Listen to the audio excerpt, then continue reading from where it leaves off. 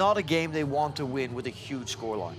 No, not at all. We don't play the Southern Hemisphere, and they are, you know, 4 or 5 years in advance of us at the minute. So today's game needs to be tight. There needs to be a really strong battle down the middles, like Craig said, getting to the edges.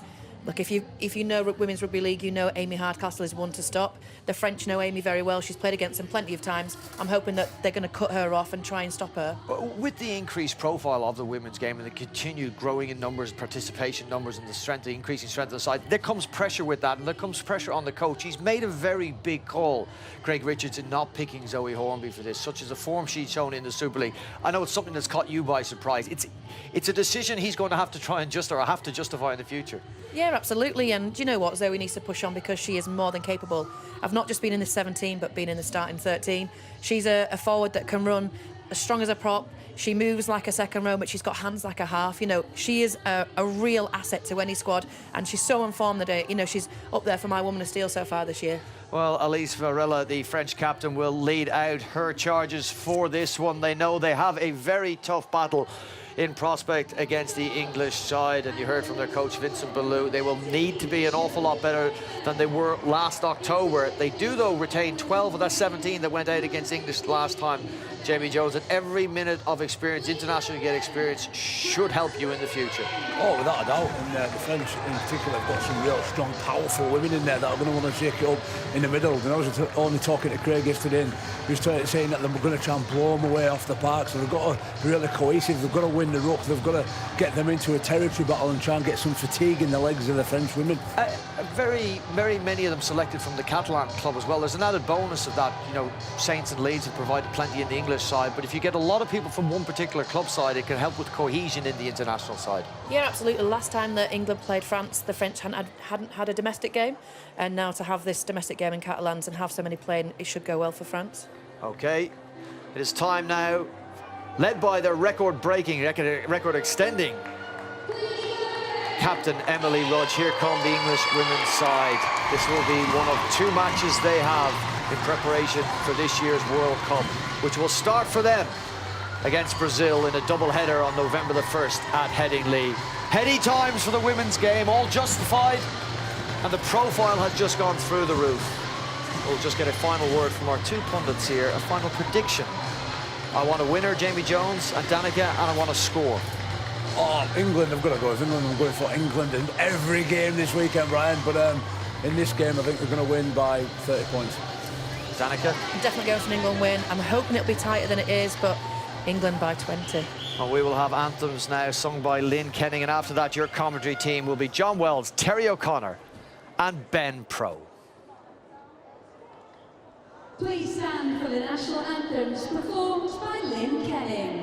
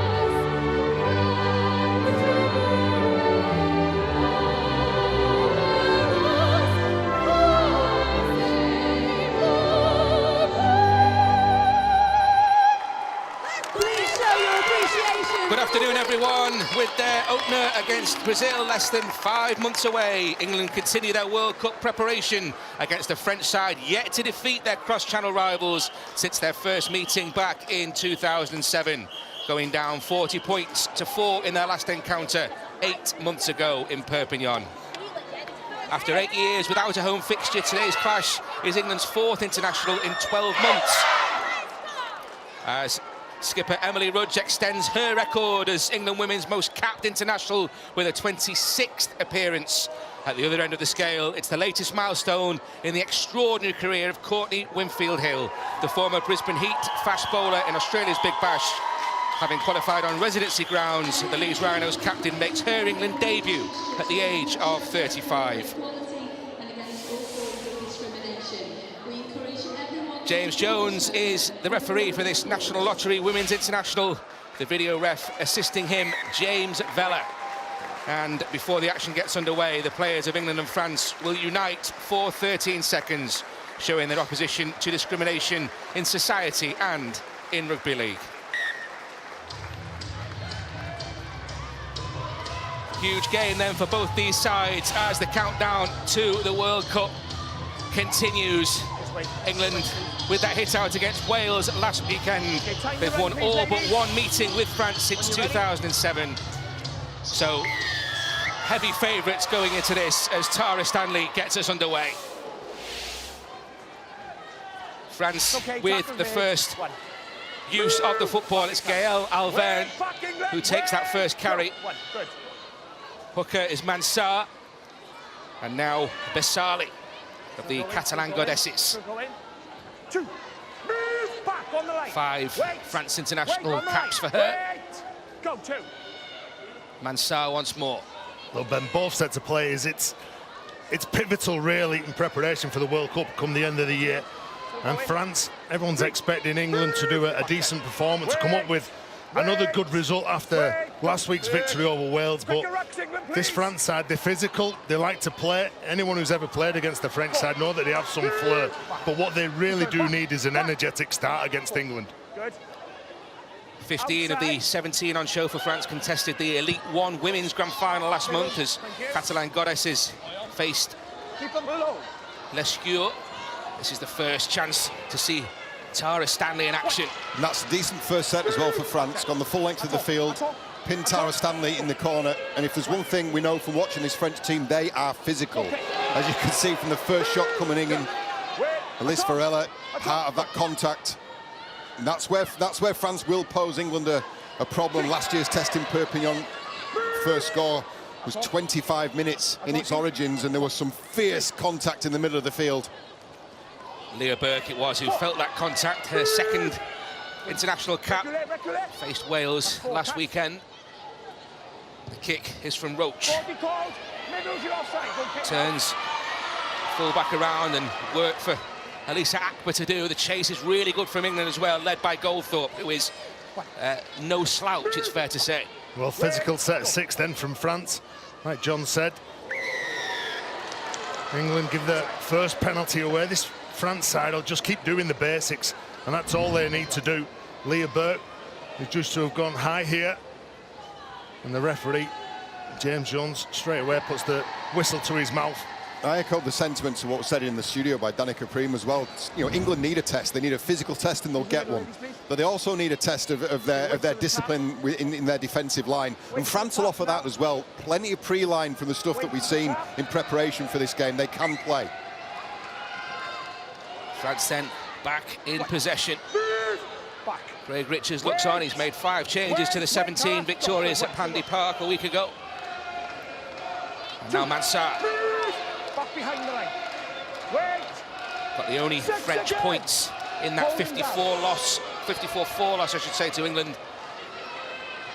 Well, they got a set restart as well here, Ben. And this is good field position for them. Mansart's got options either side of the rope. 25 away with Bessali. It's now Montserrat.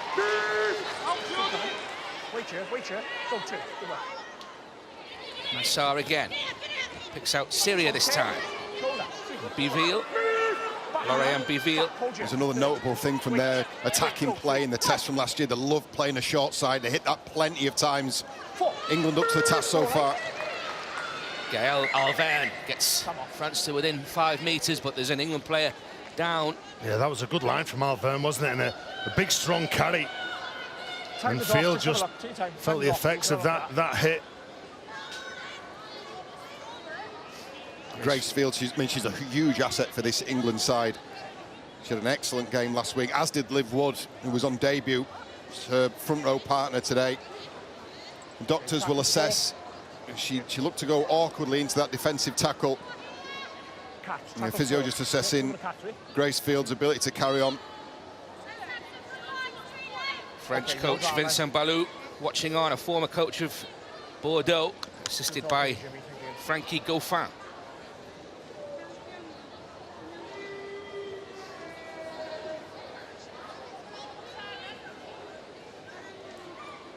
See Grace Field as well, just indicates to the referee when he came into the side of the screen that she thought that she was there was an elbow in there from the French player. Been given the thumbs up by the physio, so Craig Richards will not be forced into any early changes. Grace Field good to continue. She made her England debut in Goroka, Papua New Guinea back in 2019. France on the attack as Alverne plays the ball. Syria. Pakoul manages to smuggle that ball back, but the England defence really in the faces of this French attack. Mensah will play it.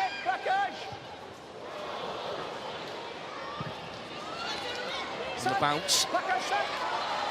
Hardcastle is there, but she can't prevent the offload, and Syria away this time for Alverne. She puts boot to ball. Tester for Leah Burke. And again, just some decent line speed here from France, but it was a poor kick to end the set with. Then they got lucky with a couple of offloads and managed to kick the ball down into the corner. And England looking to open up the field here and just try and find some space in this French defensive line. It's pretty tight and good line speed. Again, look at that, there's some good contact. Heavy contact with Grace Field. We can go downstairs to Jenna. Yeah, Ben, it's a big weekend for International Rugby League. It's also a very big weekend for the women's game tomorrow morning.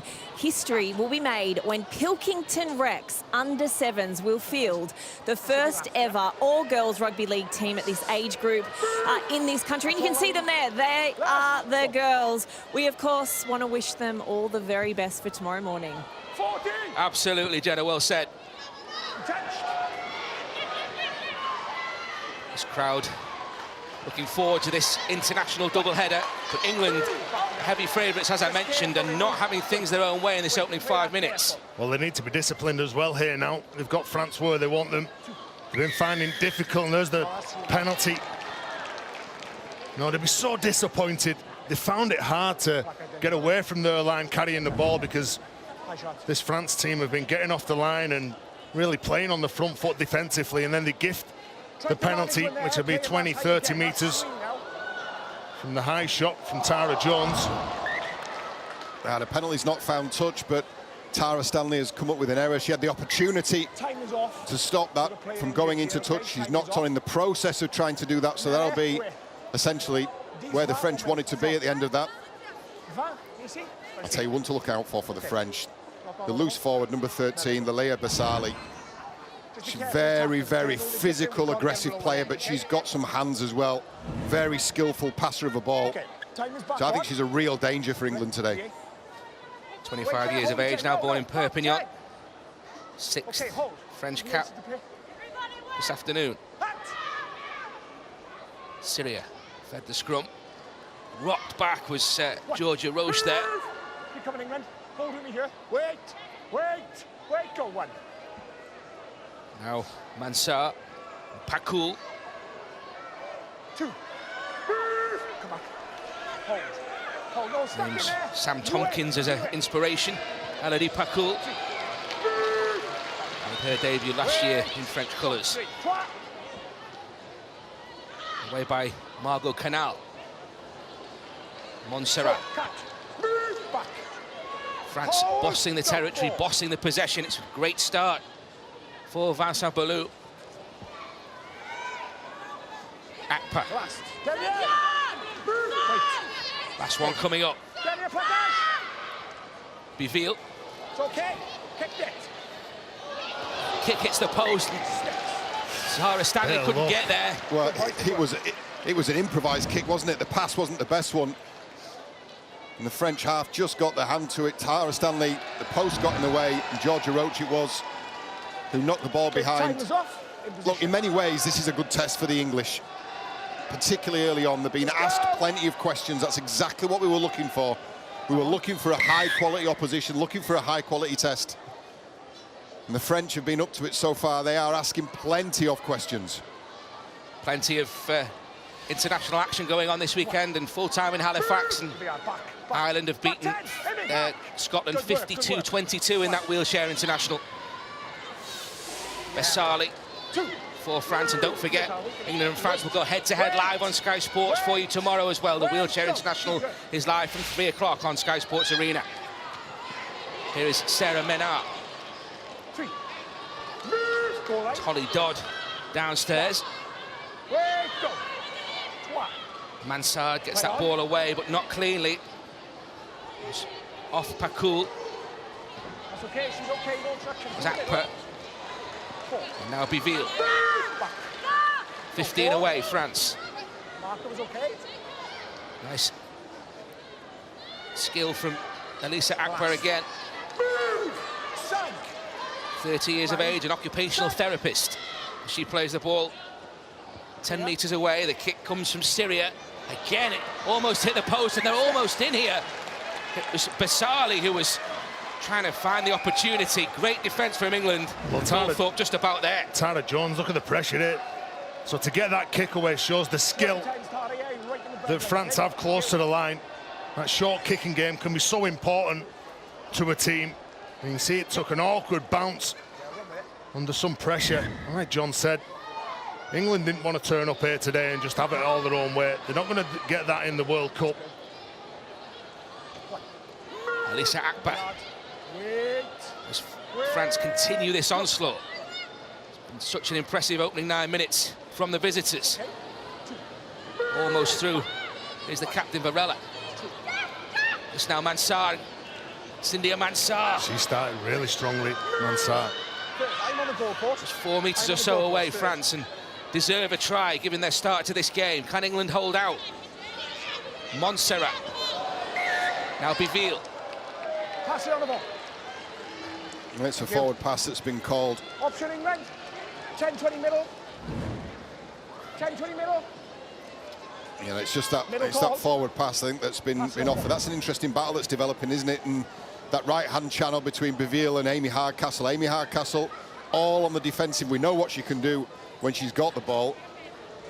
She's having to be on the top of a game to repel Beville at the moment.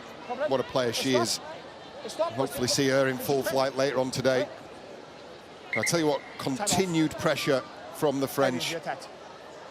There's another stoppage in play, Ben, for another head injury assessment, I think. Work in the rucks now, ladies, is a better good response. Okay, thank you. England line holding out. They only conceded 1 try in both matches last year. They beat Wales 60-0 and also won 40 points to 4 in Perpignan. Yeah. That's okay, mate. No Craig problem. Richards would have expected a test. He's got exactly that in this opening 10 minutes or so.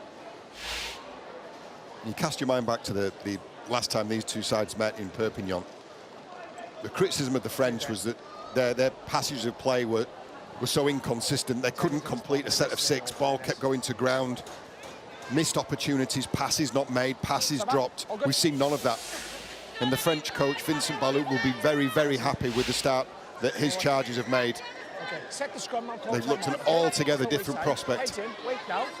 Time is on. Wait, absolutely. 40 points to 4, as you say, and Emily Rudge with 2 of England's 7 tries that night. Here is Goldthorpe. Manages to get the ball away. 0. Fantastic pass to find Leah Berg. Here is Stanley now. 0. 1. England taken aback, I'm sure, by this French star. Hardly had possession. This is more like it, though. Regulation to play. That's all. Holly Dodd 2. of the York City Knights. Here is Liv Wood. Yeah, she was impressive last week. She made a debut against Wales down in Pandy Park and retains her position this week. Excellent start to life as an international. When he turns 21 next month, this is good from Roach. Yeah, she's a good player as well, Georgia Roach. I do like the way that she goes at the defensive line. Very creative player. And decide another set of 6 here. Former Castleford and Featherstone player. Switched to the Leeds Rhinos this year. Set restart for England. Chance to put the French line under some pressure. Well, another set restart they've got. Jones for Dodd. Now they're setting up to come left. Take a look at Tara Stanley out the back here. Winfield Hill won the ball. Winfield Hill picks out Grace Field, coming back the other way. Tara Jones. Here is Courtney Winfield Hill. It's a short ball for Rudge. Emily Rudge is put down by Syria, but England just a couple of metres away. Jones. The runner was Grace Field. She couldn't take the pass in. So France will have possession again in a minute. First attack for England. Well, England's left edge is so strong, and why wouldn't you go to that side when you've got Amy Hardcastle? Emily Rudge, the captain, she runs one of the best lines in the competition. Outstanding. 2 real strikes, and like John said, Tara Stanley out the back.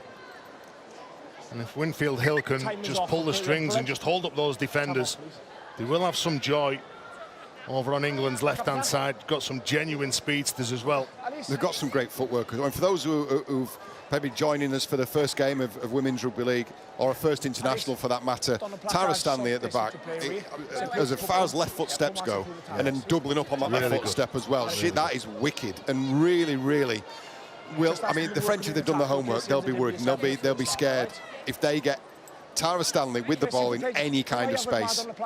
Well, do you know, when you look at Tara Stanley, you talk about that left foot step, John, you wouldn't want to kick the ball over to England's left-hand side. You want to kick it to the other corner, take away that threat, because she is that dangerous at the back.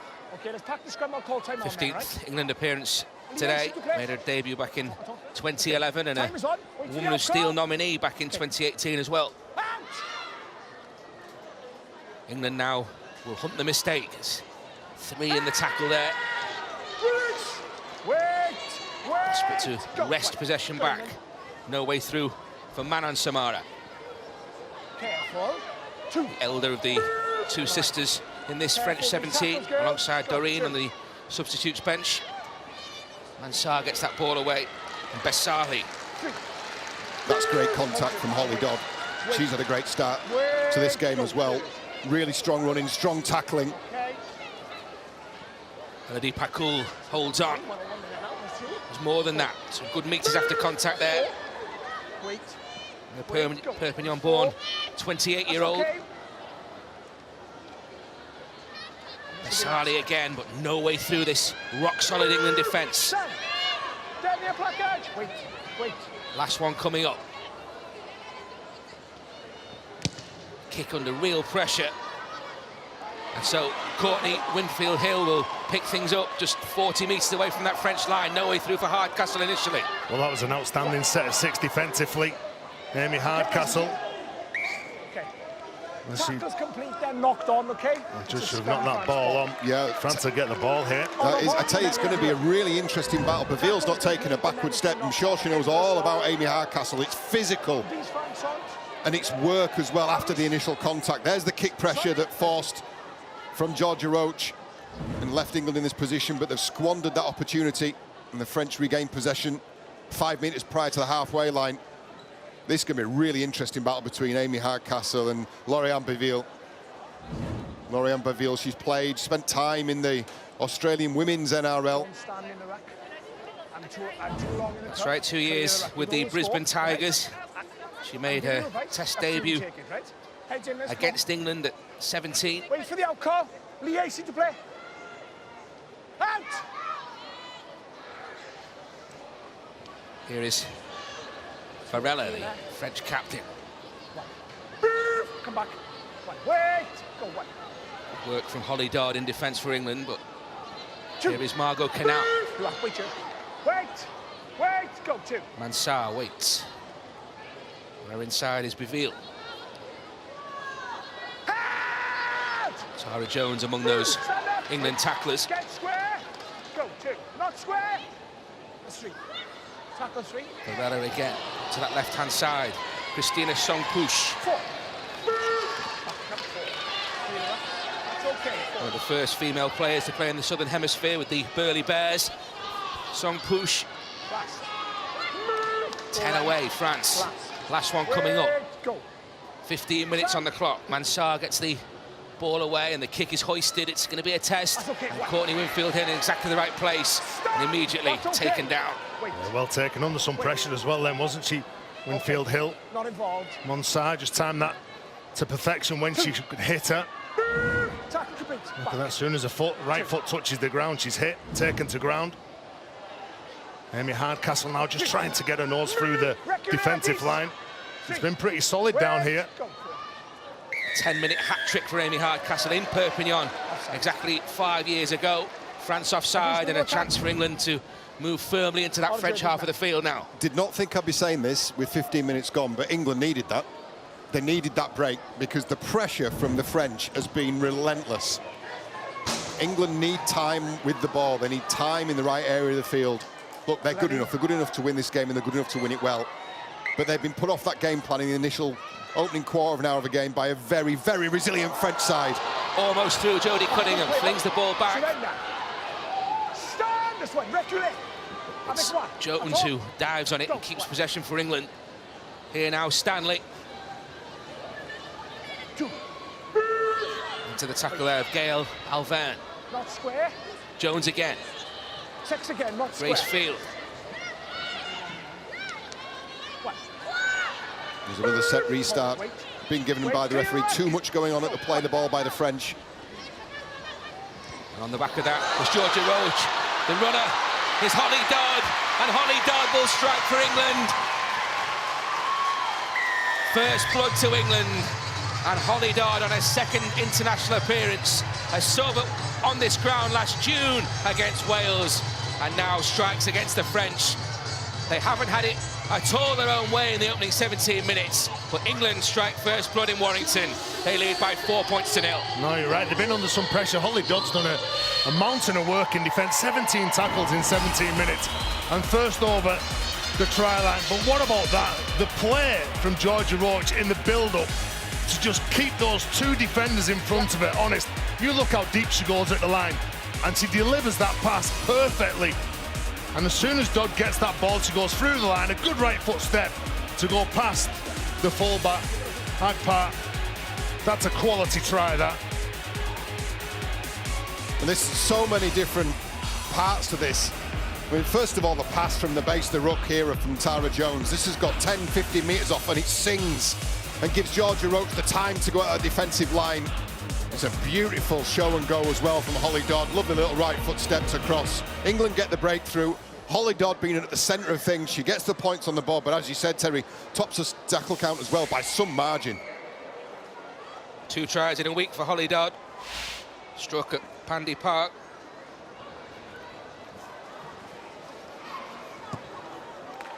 The kick from Stanley is successful, and England ahead by 6 points to 0. Good passing. We've talked about this in the base of the ruck from Tara Jones and from Georgia Roach, but Tara Stanley's movement out the back as well confused that French defence, and that is as strong a lead line as you will see.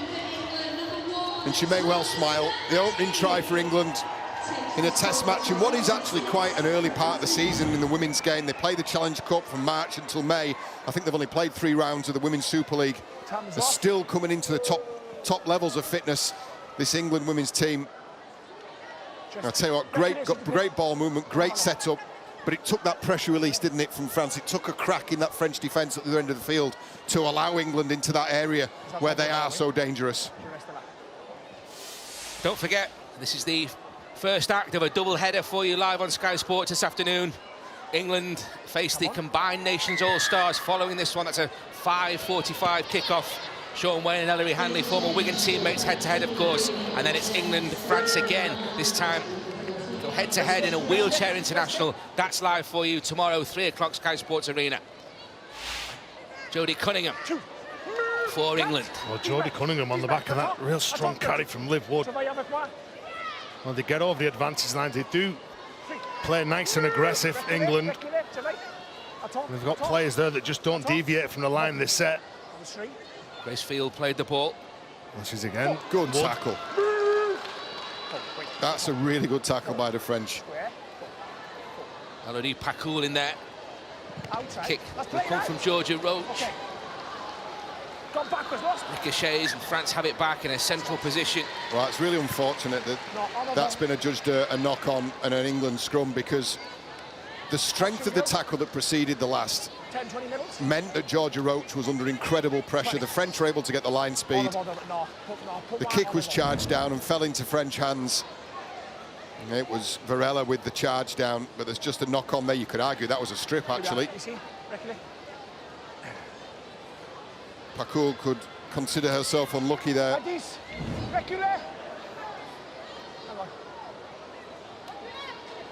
England get the benefit. And a chance to post back-to-back tries. Stanley. Winfield Hill. Lauren Beville is the tackler. Here is Emily Rudge, the skipper. 9 tries in the last 4 international appearances. Big collision with Shona Hoyle on from the substitutes bench this afternoon. Of St Helens, former Huddersfield player. And then Georgia Roach just asking some questions, isn't she? Over on that right-hand side. Tara Jones, Liv Wood. 2 in the tackle for France. Last one for England. Jones. Kick. Collected. Collected composedly by Manan Samara. England now will look for the field position, look to trap Song Poosh and France in this area. Yeah, well, they look to really press hard, won't they?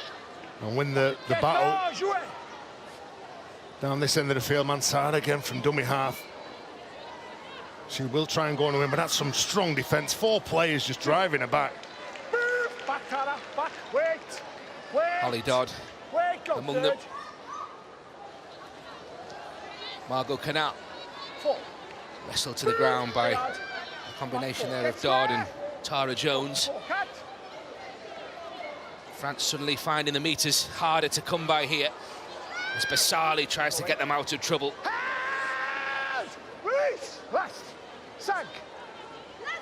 Cunningham and Shona Hoyle in defence for England. Clear, offside. Kick hammered downfield by Akper. And Stanley now to launch the counter for England. Well, that was a good kick and a good chase, really. Split the winger and the fullback to get a few more meters. And a decent chase. Caitlin Beavers now. Into the tackle of Pacoul. Jones away for Hardcastle. Levels of excitement lift whenever the St Helens centre gets the ball. And on the back of that, Leah Burke. More good defence on show from France, though. England inside that France half of the field. Cunningham. Devastating step she has. Get round the tackle of Basali on that occasion. Here now is Roach. Just a kick behind Song Pooh. She's got work to do. She's done well to keep hold of possession there under real pressure. Yeah, it's great work, isn't it, from Leah Burke? Great kick chase, great kick on the front foot, and now backing it up. They're pegged in the corner. The French team. That's a good run from dummy half, though. Brave run from dummy half, but again, England forcing. Not a mistake. Referee said ball's gone backwards and play on.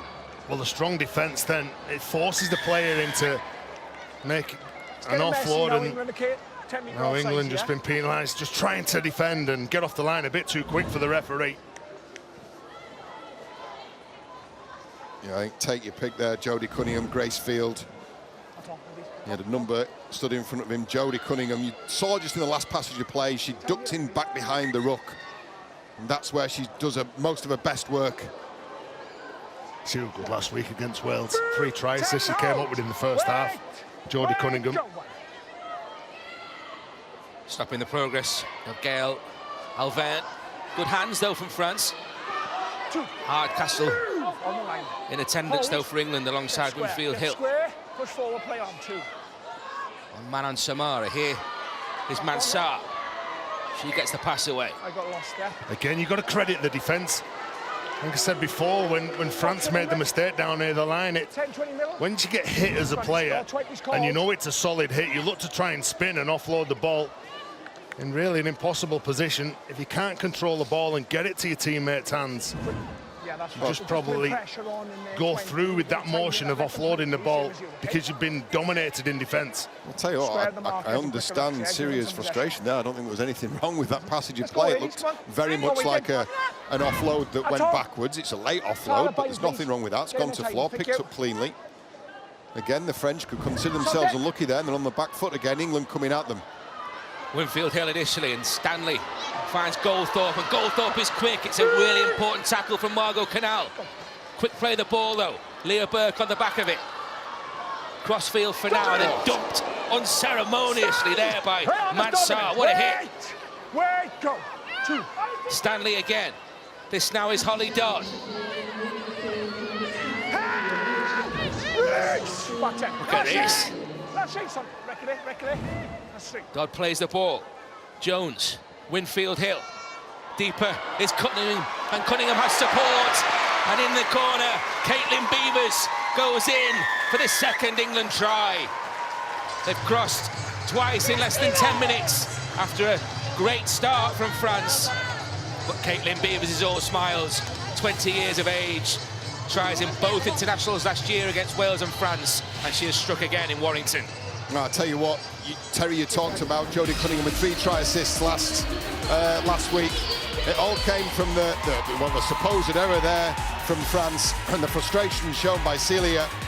She is annoyed that that decision went against her, but you've got to defend off the back of mistakes. This is great set-up play. Have a look at this out the back from Jodie Cunningham, sat in the full-back pocket. We know she's played plenty in the 6th position. Drifts across the defence, and then Caitlin Beavers does very well. You can be tempted to come in off your chalk. She doesn't. She holds a line. Cunningham pulls in the winger, and I tell you what, it's a decent finish. They've had very few opportunities at this end of the field, but that's executed really well. Just look how Cunningham, eyes up, waiting for the winger to commit, and Beavers in at the corner. 5th England appearance for Caitlin Beavers. 3 tries in the Challenge Cup already this year, and 1 in the Women's Super League as well. A chance for Tara Stanley to extend this England lead from the sideline.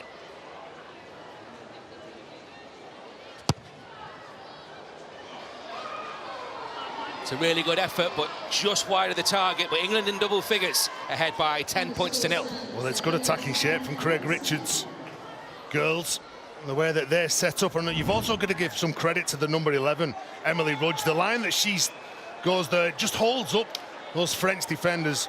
Jodie Cunningham out the back, hits Caitlin Beavers, but a strong line. Said before, whenever she gets the ball, she does make some damage, the captain, and she just set that try up for Beavers then, over on the left with a determined run. That's a perfect example, isn't it? If you are consistent in your work and what you do, and you hit those lines unconditionally, whether you're going to get the ball or not, then whenever opposition are doing the research on you, they have to account for that, and that ends up having those ripples in the defensive line because they're anticipating the ball coming to Rudge. Can be as effective without it as with it. Vicky Whitfield on from the substitutes bench for England. That was a really good carry to start this set. Square, wait, go 2. Dodd plays the ball. Here now, Shona Hoyle. Still 2. England continue with Stanley. Still 2. She gets the ball away. It comes back though, and here is Emily Rudge. 2 around her. England trying to ramp things up right now. Looking for a couple of tries in a couple of minutes. as Winfield Hill gets the pass away again. It's Hardcastle, and she will not be stopped. And it is 2 tries in 2 minutes for England. And Amy Hardcastle has struck her 21st England appearance tonight. Named in the World Team of the Decade back in 2020. And Amy Hardcastle showing just how devastating she can be. Well, some strong carries from the kick-off led to some decent field position, and England not overplaying, they're just playing what they see. And Courtney Hill, she goes at the line, and the gap just opens up for Amy Hardcastle. Whenever you watch Amy Hardcastle, she does grab the headlines. Just look how confident she is, the way she transfers the ball into the right hand, just to get rid of the defender at par with her left hand if she comes anywhere near her. A frontline NHS nurse as well. Amy Hardcastle, through the horrors of COVID, and been an incredible servant to St Helens as well, concurrently with that, and of course to England. 21st appearance, as I say, a try against Wales last week and player of the match. Half an hour gone, and the scoreline looking a lot more healthy for England as Stanley puts over 2 more points. 16-0 now. Yeah, it's the offloads, a series of offloads. Tara Jones waiting, and again Stanley. Look at this out the back door from Stanley. Fumbled by Cunningham, but into the hands of Emily Rudge, and it's the next play where the try scored. Look at the setup and the chat there from Courtney Hill. Getting Amy Hardcastle into position, draws into line and puts Hardcastle into a huge hole. She ducks back down on the inside and scores to the left-hand side of the sticks. They've had to be patient of England, haven't they? But Hardcastle, we talked about the defensive duties. She had to be on the ball. That little mini battle that was going on with Lauriane Beville. Well, she's shown what she can do in attack. Leah Burke.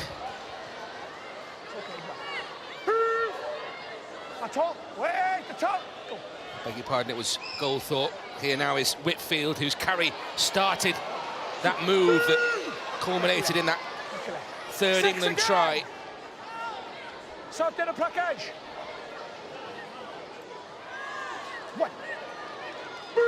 they're desperate now, aren't they? This French side to slow England down. Shona Hoyle. A couple of carries, they're over the halfway line. And Cunningham linking up with Rudge. Jones decided to run herself into the tackle of Maëlys Borak. Cunningham's pass, Winfield Hill. Now it's Roche. And Stanley stepping brilliantly. Tara Stanley in the clear. Oh. The pass goes wide to Leah Burke, who can't take it in. Did you need to pass? It was unselfish play. I think if she has a time again, Tara Stanley, well, when she goes through here, John, you're not passing again, it's this. a good step, double step, you go through, the gaps there, accelerate, go through it. She's outstanding, isn't she? She really does link up well. She made the decision, like I said, unselfishly to deliver that pass to Leah Burke. Unfortunately, couldn't just execute it correctly.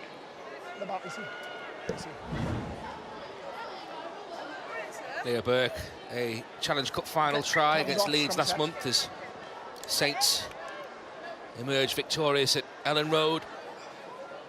Just couldn't make the most of that opportunity, but Craig Richards will be feeling a whole lot better after those 3 England tries. Come back. Wait! Go, that's okay, 1. 2. Move! I hold it. Margot Canal is put to ground. Song Push. 3. Move! Back behind the line. Tackle comes in from Grace Field. 6 again, out to the right. No, work harder, Tyler. You know, the referee's keen on the tidying up round the ruck. Another set restart, this time conceded by the English, so the French are going to get a little bit more time in possession here. Borak played the ball. It was Basali. 2. Hold you, wait. England men are in the house. George Williams and Alex Wormsley watching on. Alvern. 3. Meanwhile, for France, Back we come, ladies. Wait, Tara, yard, please. 30 years of Push age, forward, I'll born go in third. Play on. Albi. Good work. Fourth Knock on. international Tackle. appearance tonight. Good tackle, Tara Jones. Good anticipation. Okay, take a zero. It was Varela that just travelled a little bit too far with the ball.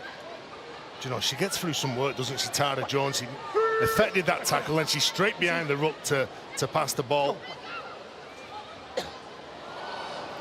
And England go without the ball again. Two It knock-ons. was Vicky Whitfield that loses the ball. Two knock-ons. Scrum, France. We're just trying to get over the advantage line. Whitfield makes the mistake. It's just fired a little bit too hard at Vicky Whitfield.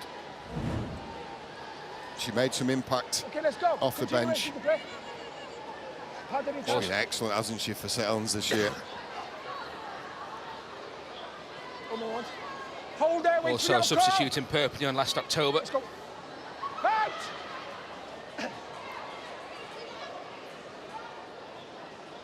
Can France post points before the break? Wait, go one. It's Borak who's moved into that hooking role.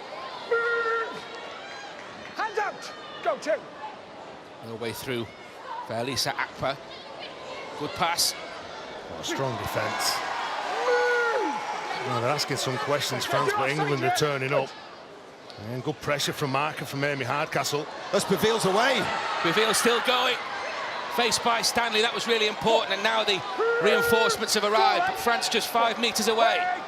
Go Looking for their first points of the afternoon. To the left they go. That was Basali. The pass comes. Nice offload. And they're going to go to that left-hand side. That must be it, surely. Has that ball gone over the line? They play the ball. They're going to score anyway. It's Sung Poosh who's put it down. Time off. The referee's called time off to consult with his touch judge. I think this is going to be given. To try. Time is on. And I'll tell you what, that's reward for some endeavour by the French. My mic is gone. It was all started the other end of the other side of the field. Just that again, working that short side, a real theme of the French attack, and Song Poosh the eventual beneficiary on the far other side of the field. This is the break from Beville, and I think she's been one of the standout players for this French team. Tara Stanley forced into some rearguard action, and then the ball spun across. You felt the tackle before, it needed one extra pass. This pass here, if that could have been taken away, then there was a very near miss. I thought this, on first glimpse, was a try. I thought that was grounded on the line, but it mattered not because the ball went short side. It was Frank Goldthorpe sat on the inside. Leah Burke caught on the inside as well, and Song Poosh took advantage and dotted down in the corner. Take another look at this. This is the play before. Yep. I thought that was grounded on the line. Referee had said no, play on. So the French went, okay, we'll take another, and we'll be smart about that, and we'll score on the short side. Great work. That's a great riposte. Well, it took 79 minutes in Perpignan 8 months ago for France to cross the English line in the shape of Melanie Bianchini. It's taken just 35 in Warrington.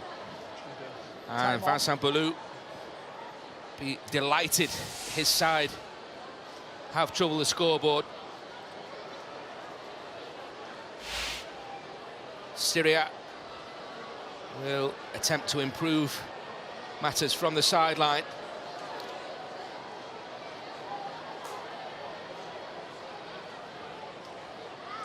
Picture of concentration. Can she succeed where Tara Stanley failed? So narrowly missed, but France on the board. They trail by 16 points to 4, and a great time having posted points. We can hear from the French assistant down there, Frankie Goffin. Frankie, you must be delighted with the start, first of all, and also to get on the score sheet.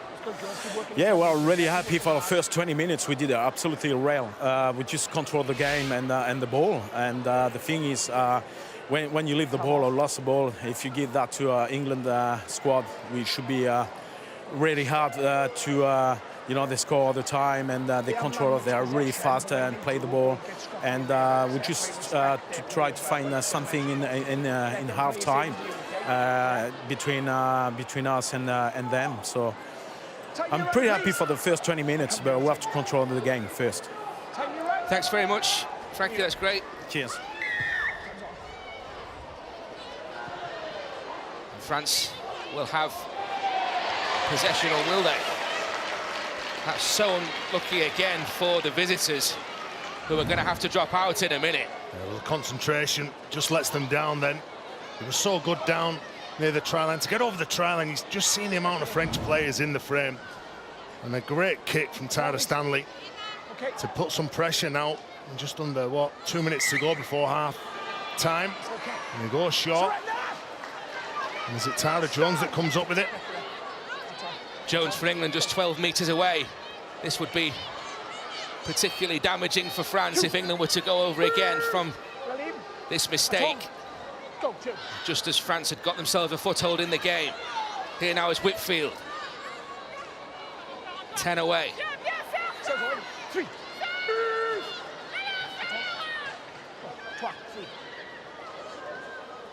Winfield Hill.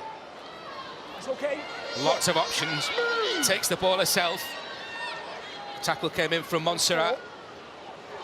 Here now Shona Hoyle gets the pass away to Whitfield. Good defence from France, so they've got one more tackle to hold out. Yeah, one chance for Craig Richards' side. Ball goes to that right-hand side, and it's a great tackle again. That's a fantastic tackle. It's a try-saving tackle from Song Poo. She was the try-scorer 3 minutes ago at the end of the field, and then reads that adjust. Well, actually, not reads it, adjusts magnificently well to pull down Leah Burke. Fantastic defence from Song Poosh as we move into the final minute.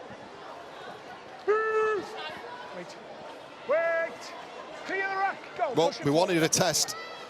We wanted a test. We've got one. This is a much improved French side. As physical as we know them to be in the middle. There's some pre-line passing going on, as we've known them to do. The short side work has been good when they've had the chance. The defence has been exceptional. Malise Borak. Wait, go for. Pakul plays the ball. Ball unloaded in the tackle, still alive. Basali has it. Cunningham in there for England. And that's the end of a compelling first half. And England certainly not having things their own way, as many expected going into this. France bossing things early on, but 3 tries to England put them 16-0 up. Christina Song Poosh has struck back for the visitors, but plenty for Craig Richards to think about at half-time. At the break, England ahead by 16 points to 4. You are not wrong, Ben. Thanks to you, to John Wells and to Terry O'Connor, as Craig Richards charges troop off here at the Halliwell Jones Stadium in Warrington in the opening game of our international doubleheader. It is not the half-time scoreline perhaps they expected. A 16-4 lead over a French side they beat 40 points to 4 last October. France still in this match. A fantastic first-half defensive display. We'll get the thoughts of Jamie Jones-Buchanan and Danica Preem after this.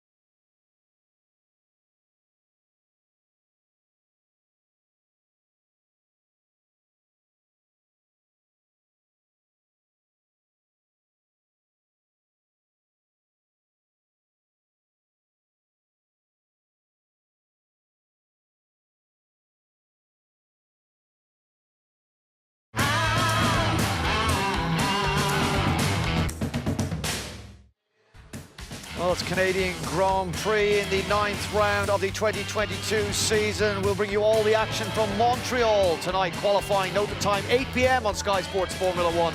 And tomorrow evening at 5:30 p.m, same channel for race day.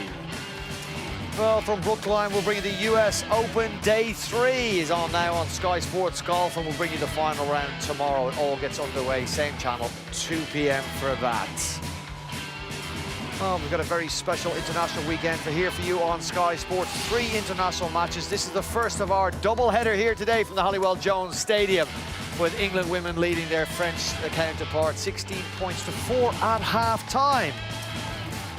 And I'm delighted to welcome you back to the Halliwell Jones Stadium, and welcome back Jamie Jones-Buchanan and Danica Preem, former England internationals. Danica, your overall assessment of the first 40 minutes from an England perspective?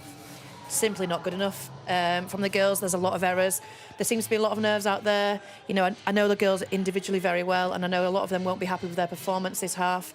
So a lot of regrouping at the minute to come out from, you know, really basic errors that have been occurring from girls that you would put your bread and butter on, you know. Maybe worrying, put this question to both of you, from an English perspective, is they had a scratchy performance against Wales last Sunday. 20-0 at half-time and a pretty closely fought second half. They didn't seem to get that out of their system, as the first 15 minutes was great French defence and some great French pressure on England, and England capitulating, really. Yeah, credit to French as well. They had a game plan to come out and put some pressure on England and get in their faces, and they did that. It was a game of 2 quarters, wasn't it? And all the coaches so far have talked about wanting a really good contest. Well, England got that, but for me, for all the wrong reasons. I thought they were really clunky. A lot of set restarts, some uncharacteristic errors like this one here, having to force out goal line dropouts, and that just alluded to more pressure being building. They weren't without chances either. Great chances Courtney Hill doesn't take. Courtney Whitfield doesn't take the numbers there. 6-3-4 there. He'd back her all day to take that and go out the back and get the right option. She plays front door, and again, just not quite got the ball in the hands, early catches, and the skills been way off, Danica. Yeah, Grace Field there is, you know, the ball's a little bit high for her. She's running with power. We know how she runs, you know, and Courtney to get this ball out and to give it to somebody like Amy, who is a stalwart of this game, and she's your reliable one, and just not be able to carry that ball and keep it secure is just super uncharacteristic. You know, these girls need to relax and just reset a little bit. Were you fearing the worst at that stage, or you were feeling it was going to come eventually? Oh, I was worried for the girls, but as soon as they get across the board, I know that that's a settler for the girls, and that's the unfortunate thing for England. It's a thing we've had for years and years. 15-20 minutes, as soon as that point goes down, we then come into our own, and, you know, going into this World Cup, it needs to be from minute 1. Well, despite that poor opening 15 minutes from an England's perspective and some great French defence, it was the English that scored first through Holly Dodd. Yeah, Grace Field and Liv Wood just started carrying really strong and direct, and having a bit more conservatism, getting up and making sure that they play ball, and took energy out of the French players' legs, and it just gave some opportunities. Georgia Roach, outstanding ball from Tara Jones, squares up and just gives a short ball to Dodd there. It was just too powerful and quick. Yeah, I think, you know, the link up between Georgia and Holly, they've played together for years. They're really young, so they know how each other works. They have this connection and this communication that they don't need to speak. A little bit like the Emily Rudge-Jodie Cunningham connection, so they'll be really good to see them go together. What was up to then a very good French defensive line started getting pulled apart on the edges. Happened again on the other side of the field with Caitlin Beaver's try, Jamie. Yeah, lots of movement out the back, and just the 3 quarters getting a lot of space. The French, for me, just not getting back on side quick enough, and far too tight around the ruck, and playing out the back just gives Cunningham far too much time and space to put Beavers in corner. It's really good that, you know, Courtney's there coming back into her own. She's really good at drawing that defence and holding a line, and the very last minute popping it off is what she's been doing now, which is given, you know, making the defence ask some questions. And this was normal service resumed. Amy Hardcastle's try, a ferocious sight, no stopping her, 16-0 at this stage. And you're thinking England are back on an even keel. Yeah, absolutely. Don't give Amy an inch of space. You know, she gets where water can't, and, you know, as soon as she's made that run and she's got set going, she's going to go over the try line. Laurie Amberville doing a great job though in front of her. She's not had much joy, has she, Amy Hardcastle, compared to what we normally see from her. Yeah, we were saying, weren't we, that the French have really done their research. They're cutting down Tara, they're cutting down Amy, they've got Georgia's number, and it's, you know, really great to see. Unfortunately here, Tara's made a break, back herself a little bit more. She would have been over then. Then we're thinking 16-0 at half-time. France go in like that. They're very much in this game. England will say, well, we've got a healthy lead, but we've got plenty to improve upon. That Song Poo's try at the end of the game, that could be a narrative changer, certainly, Well, it is for us at half-time and maybe in the second You half. could tell by frustration from the French. When things didn't go right, they were devastated. They've come out with the game plan. They've talked about a story which ends in them winning this game, and I thought that was unlucky to be held up there. There was a blade of grass between ball and try line there, but just some really poor edge defending from England, and Son Push is taking advantage and diving over for 4 points. Yeah, that's the thing, isn't it? That's the England numbering off there. And fantastic for France to get over. I'm really happy for them. But, you know, we've got Fran Golthorpe and Leah Burke both inside that ruck. OK, take us inside the dressing rooms. Who are the dominant voices now at half-time with the game poised as it is 16-4 to England? I'll be looking at Jodie Cunningham, Emily Rudge, both to pick the team up. And then I want Courtney to really come into her own. She's a really level-headed player. She'll know where she's gone wrong. She'll know what the girls need to do. If she needs something more from them, she'll tell them, she'll let them know. You know, and then Tara Jones often goes under the radar at 9, and she needs to make sure that her half's speaking to her and the girls are available. We've seen them running individually at the minute up the middle. And that support play, we've seen the offloads from Grace, the offloads from Shona. Get back and get support in them. I'm thinking if I'm Vincent Ballou in this dressing room, I'm encouraging these girls to keep their heads up and realise they're very much in this game. Yeah, players like Alicia Syria in there, I think you've got to tell them we've got the bigger story here. You know, when you look at some of the results that we've had against England, we're well in this game. We've got an opportunity to come out and start the third quarter like we started the first, put them under pressure, start that doubt growing in the England players' minds. Who knows where this could end up. A short rest and a short time to recover for both the England and French sides before they do it all again. We've got the next 40 minutes from the Halliwell Jones Stadium coming up for you after this break. It's game 1 of our international double-header, and it's England with a 12-point half-time lead over the French as both build up to this year's World Cup. Join us after this.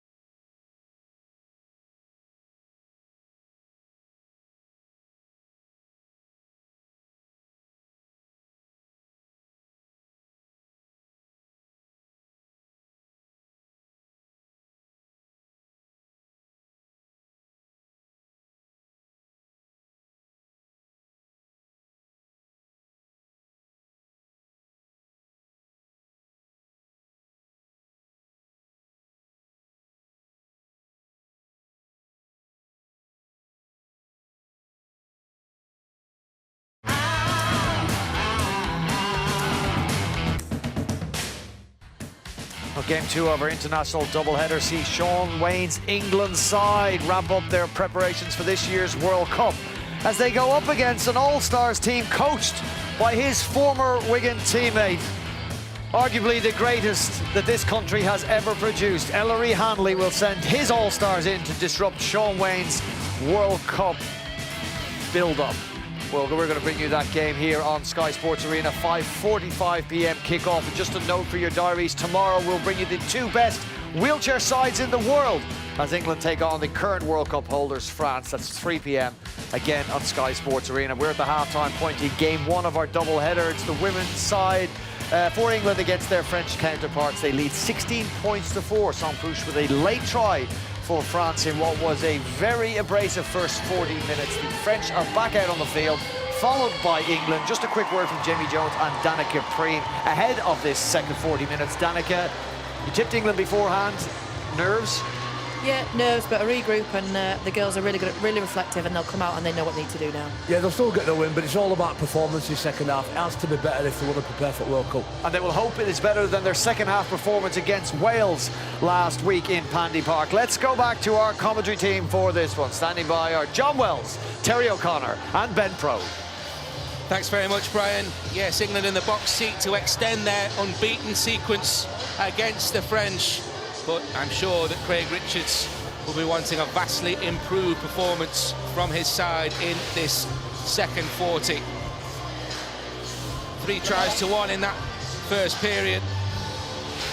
Tries from Holly Dodd, from Caitlin Beavers and from Amy Hardcastle. Sampouche with the reply for France as Courtney Winfield-Hill. Mixed debut so far for her. She's been everywhere. Tara Stanley has been impressive.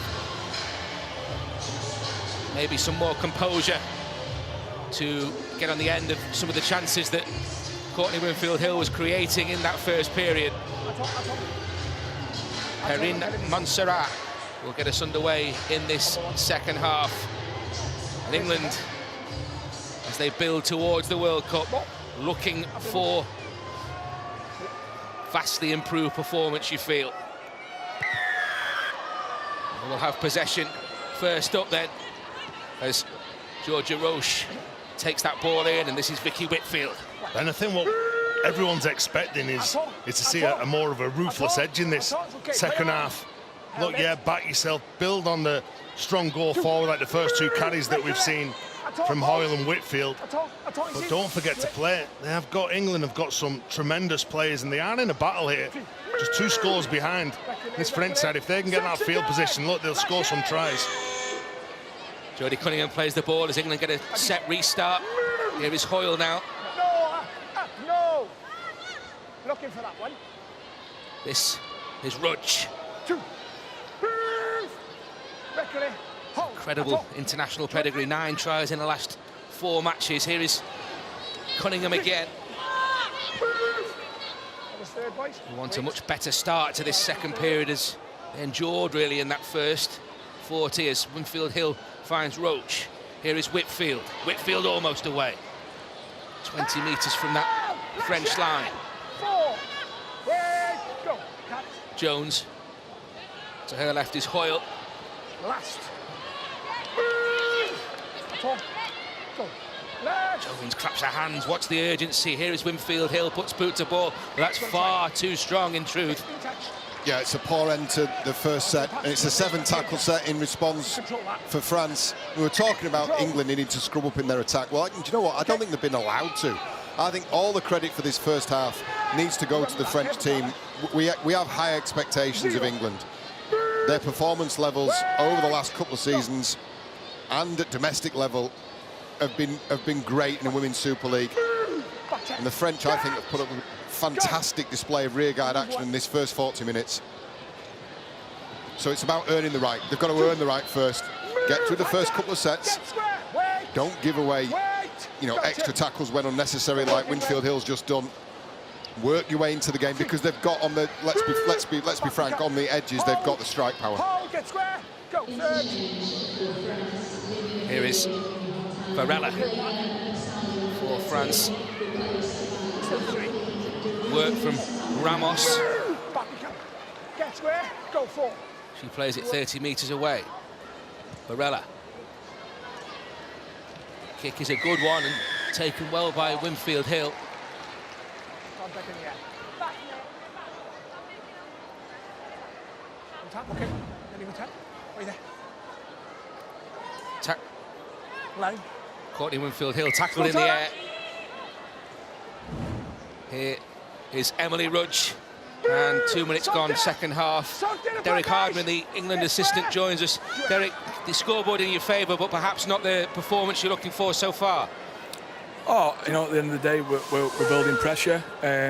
We've defended a lot of our sets and probably not got what we wanted on the back end of it. But, you know, the girls have sort of got in the grind and they come out the back of it in the last 10 to 15 minutes. I think it was just a bit of execution that let us down. You wanted a test from this French side. That's exactly what they're giving you. Yeah, absolutely. We got the same sort of test last year, and we knew they'd be better. They've been training together as a group, so that's what we want. For us to get better, we need good competition. Derek, thanks very much for talking to us. Yeah, thank you. Cunningham for England. And it's a heavy contact just after the ball had gone on Jodie Cunningham. Yeah, it's a penalty to England. Cunningham back on her feet, which is a good sign to start with. But it's the contact just after the pass here. In fact, that's quite late, actually. It's a shove in the back. That should be a yellow card. Yeah, it's late. It's well late. Yeah, and she's aware of that. And that's when a passer's at the most vulnerable. Relaxed after you have to be relaxed to pass a decent ball. You saw the neck snapping back of Jodie Cunningham. Thankfully, she's back on her feet. You know, I'd be surprised if there's not a yellow card given here, and rightly so. This is what we need to remove from our game. Because all the rule changes were about late hits on the passer. That was the big focus, and it was about player protection.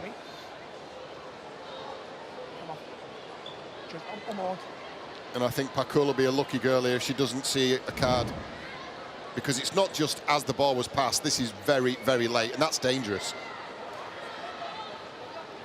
Yeah, number 8, yeah. Okay, plaquage retarded danger.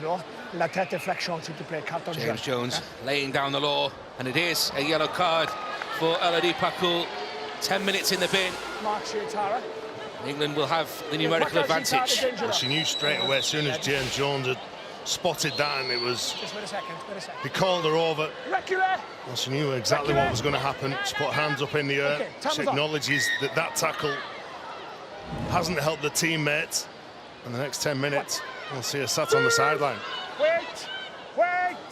Holly Dodd plays it for England, 30 metres or so away. Roach, this is Winfield Hill. Winfield Hill trying to carve through.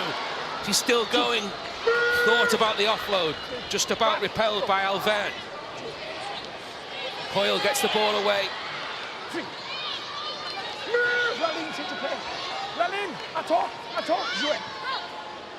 That was Emily Rudge. This now Roach. Swarming around are the French defenders. A couple of chances left for England. Stanley. This is Winfield Hill. What will they set up here? Last chance for England. Tara Jones waits. It's a short ball this time for Hoyle. Can she get away over? She can't. More good defence from France. Well, asking some questions, weren't they? Winfield Hill in that set of 6 was tackled on 2 occasions, so a half-back that's willing to take on the defensive line. Running the ball on the last play, Tara Jones just wanted to pick up Hoyle. He was looking for that crash ball really towards the sticks. Whilst this is a huge opportunity for England in terms of numerical advantage, it's also a test of composure, because they're going to start to see holes in that France defence. And the danger there is that you overplay. They've got to again maintain the composure.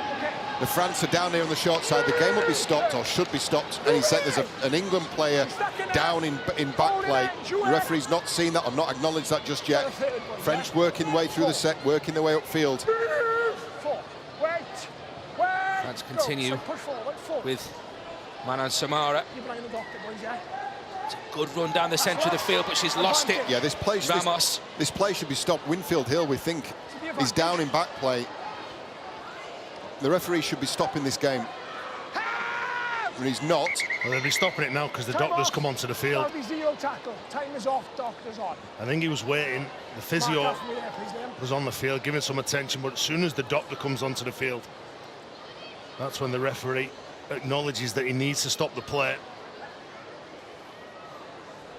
Yeah, and she's not in great shape, Courtney Winfield-Hill. That'll be a real concern for Craig Richards, the England coach, watching on.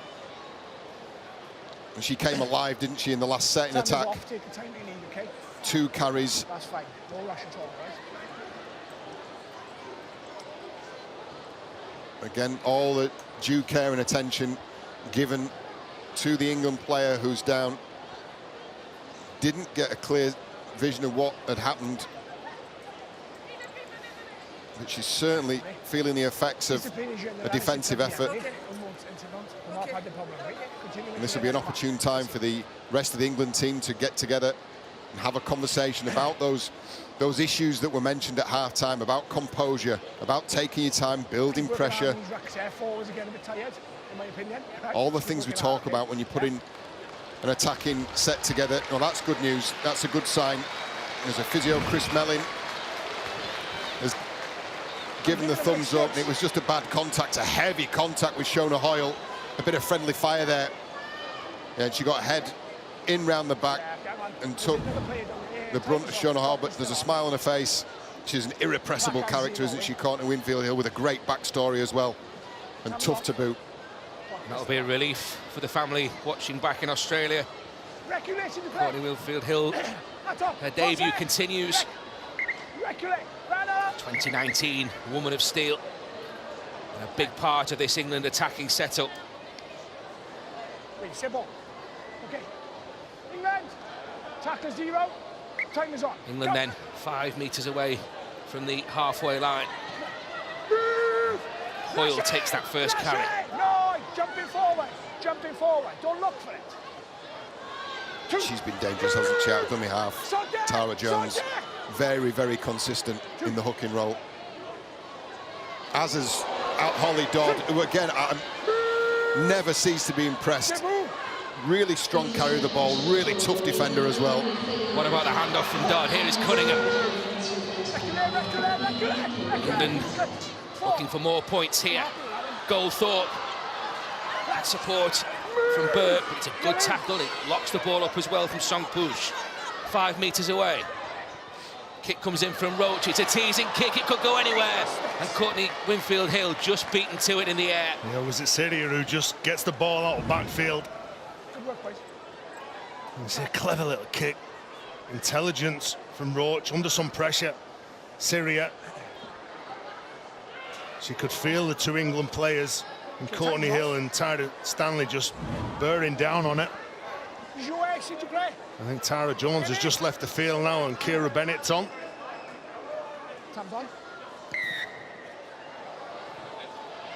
Kira Bennett, the lead hooker, takes the field as Cunningham in the shallow dropout again. Big chance for England here. Bennett waits. Gets the ball away from Whitfield. Driving down the centre of the field. It's great position, this. To the left is Winfield-Hill. And it was Stanley. Here is Hardcastle, close to the line. Unstoppable. She is. Second try for Amy Hardcastle. The second half just 7 minutes old. And a double in Warrington for Amy Hardcastle. Hat-trick in Perpignan almost exactly 5 years ago. And now 2 tries and counting as England move back into form. Well, the lead hooker onto the field. Look at this for a pass. Perfect. Hits Courtney Hill and Tyra Stanley. Well, she knows the powerful player that's outside her in Amy Hardcastle. And like we were saying in that first half, that is a good, strong left edge. Some of the best players that you will see in the World Cup come the end of the year. And they were in an England shirt. Courtney Hill, then to Stanley. Do a decent job of just holding up those defenders, then the power of Hardcastle to get over the line. And that's to the delight of the fans who are liking to celebrate. They've turned out in decent numbers to watch. There's some genuine role models in the England shirt there for some of the young players that we see getting an opportunity now. You know what Jenna was saying before, the Pilch youngsters, under sevens, naming aside, outstanding. Yeah, just when you get another look at this try, particularly given that, just bear in the back of your mind, France are down a man. Stanley just misses with the goal. Take another look at this. That first pass, you mentioned it, it's so important because it cuts out 3 defenders and then really makes a mess of that right edge defence. And that's exactly what you need to give Amy Hardcastle the ball. Brilliant from Stanley. Hardcastle taking full advantage, and she's very happy with herself. Look at the reaction on the England teammates too. Craig Richards watches on, and we can go back downstairs to Jenna. Yeah, I was just speaking to the England doctor about Courtney Winfield-Hill, who we saw down in back play for a few minutes. She just got some knees to the ribs. She was uncomfortable for a few minutes, but as you can see, she's back out there and she's okay. Thanks, Jenna. All going a lot better for England in the early stage of this second half as it was in that first period. As Syria restarts for France.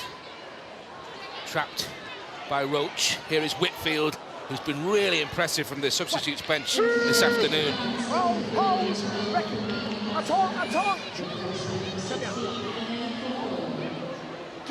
Good run from Hoyle. And Bennett.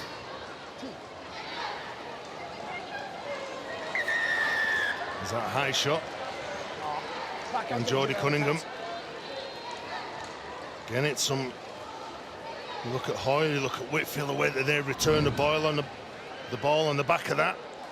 And she just fakes to pass the ball over to the left-hand side, Jodie Cunningham. She cops a high shot, and now France under a bit more pressure here. Anaïs Fourcroy with the tackle. So England with a big chance, but Whitfield's gone without it. They've coughed the ball up on the very first play.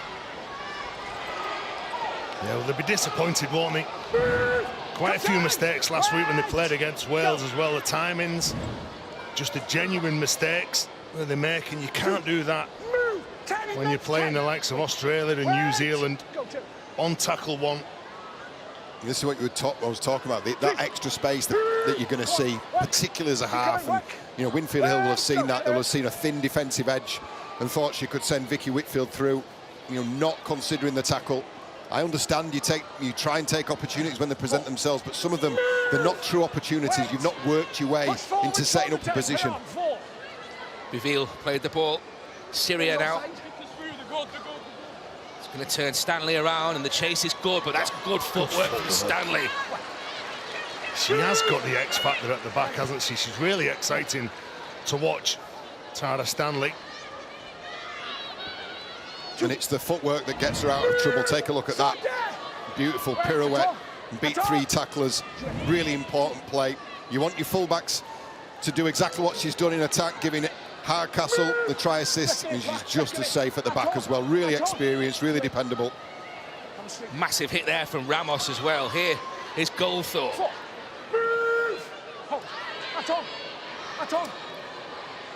Bennett. Whitfield now. Takes 2 to ground with it. Last one for England. Bennett gets the ball away. Here is Winfield-Hill. Bounces for Akpa.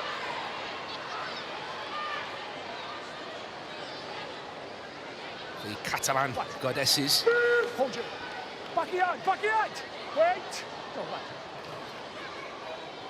Song Push. So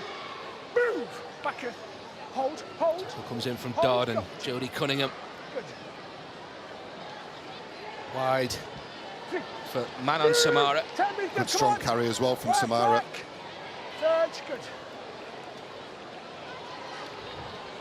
And the French are not going anywhere, are they? They're a player down on the field. The defence has still got the sting that we saw in the first couple of minutes. Just that execution letting them down at crucial moments. Caitlin Beavers all over the attacker there. Manon Samara. Kick straight down the throat of Stanley. That's a dangerous thing to do. Good tackle, important tackle from Borak. Bennett. Goldthorpe. And Syria seems to be struggling on the right-hand side. He got some attention. Time off. I think it was Syria that kicked the ball, and Caitlin Beavers was stood at first marker, and she, as soon as that ball was played, she got out, put some pressure on it. The struggling, looks like she's maybe popped the rib cartilage. Well, it's a fair challenge. It's in the process of kicking, but they can be really painful. Rib cage opened up. Just comes in. In fact, you could argue that was a little bit late there from Caitlin Beavers. Kick pressure from the inside. And Syria does look in a little bit of discomfort.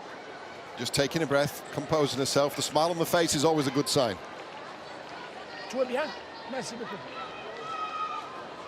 Former judo champion. Made of tough stuff. 14th French cap today. Tackle 2. Come on. Played in that game in Perpignan in October. Holly Dodd. Yeah, and Syria and Varela easily the most capped French players. 13 caps apiece. This is their 14th apiece today. And more caps combined than the rest of this side put together. That's a good kick, isn't it, from Winfield Hill? And that's good chase as well. Turns Akbar around, but Beavers immediately in her face. And now England will really apply the pressure in defence here. And again, Jodie Cunningham from marker just working really hard, trying to stop France from getting forward, but another set restart for France. And it's not been too costly, has it, the 10-minute? France now back to their full complement of players. Elodie Pakul back on the field. They've conceded 4 points in the process. I think that's net gain result for France. They've got possession now. Alverne played the ball. Good shot. Nice shot. Get square. Is that Whitfield? Whitfield it was, yeah. Yeah, she's been really impressive, Vicky Whitfield, hasn't she? Borak. She's come up with some big shots herself. Get square. 4. Go. Another tackle of Goldthorpe. Pressure immediately applied to Varela. She's going backwards. She's smuggled the ball back somehow. Akbar, who picked up the pieces, and now Pakul. Yeah, that was good work from Leah Burke as well. She needed to come in off a wing there because she would outnumbered. Wait. Go. Last. Borak. Clear. Syria. It's Tara Stanley running this back. Gets into full flow so quickly. Beavers on the back of that. Two of the speed merchants in this England side. Reculé. 2. Go. Bennett leads teammate. Here is Hardcastle. Reculé. Comes in from Pakul. Go. 3. This is Cunningham. Nice hands. 4. Looking for the return, but prevented by Borak. 4. Good. So Cunningham, though, can go again. Really nice pass again for Roche. She's got support on the outside. What a fend. Could be a try here for Burke. Fantastic. She's put down a metre short. What a tackle that was from Akbar. Still not done, England, though. And Georgia Roche goes in. Georgia Roche for the second try of the second half for England. As we approach the hour mark. Class again from the hosts. Well, I'll tell you what, Jodie Cunningham was the architect of much of that. Look, she's a brilliant passer of a ball. She's a fantastic runner of a ball, but she's a brilliant passer of a ball as well. Takes it short side, waits, commits the defender. Roche out on the outside, and Leah Burke pulled down with a try-saving tackle for Melissa Akbar. But look at Roche, assessing what's going on, takes a great ball from dummy half. He goes over for another try for England. That's a fantastic try-saving tackle. It was in vain in the end. That's a great ball from dummy half and a lovely little sharp left foot step from Georgia Roche. Leah Burke in full flight, that's a fair fend, but that is one of the best tackles you'll see. Just after that, Frank Goldthorpe, lovely crisp pass, and that's a nice little hard step off the left foot. And Georgia Roche gets a try for England. The woman of steel 4 years ago with Castleford, Georgia Roche. And now Tara Stanley to improve matters 20-point cushion as things stand. She's found the target, and England lead by 26 points to 4 now. Like you said, John, the work that Jodie Cunningham does, she knew exactly what she was doing. When she's got back involved and she's gone to the short side, look, when she gets the ball, she points at the defender where she's going. That then enables the 3 players outside her to hit that space, knowing that Jodie Cunningham is going to get to a certain area on the field. Leah Burke doesn't panic. She plays the ball, and then the impressive, creative Georgia Roach scores the try. Now in the colours of Leeds Rhinos, the 22-year-old. Spells previously with Castleford, as I mentioned, and Featherstone as well. 2 tries on her international debut in Carcassonne as well. Tara Stanley for England.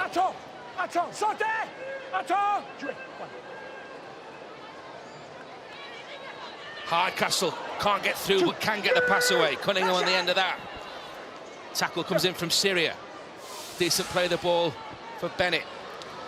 First of our double-header, remember. England against the Combined Nations All-Stars follows this. 5:45 kickoff on Sky Sports Arena.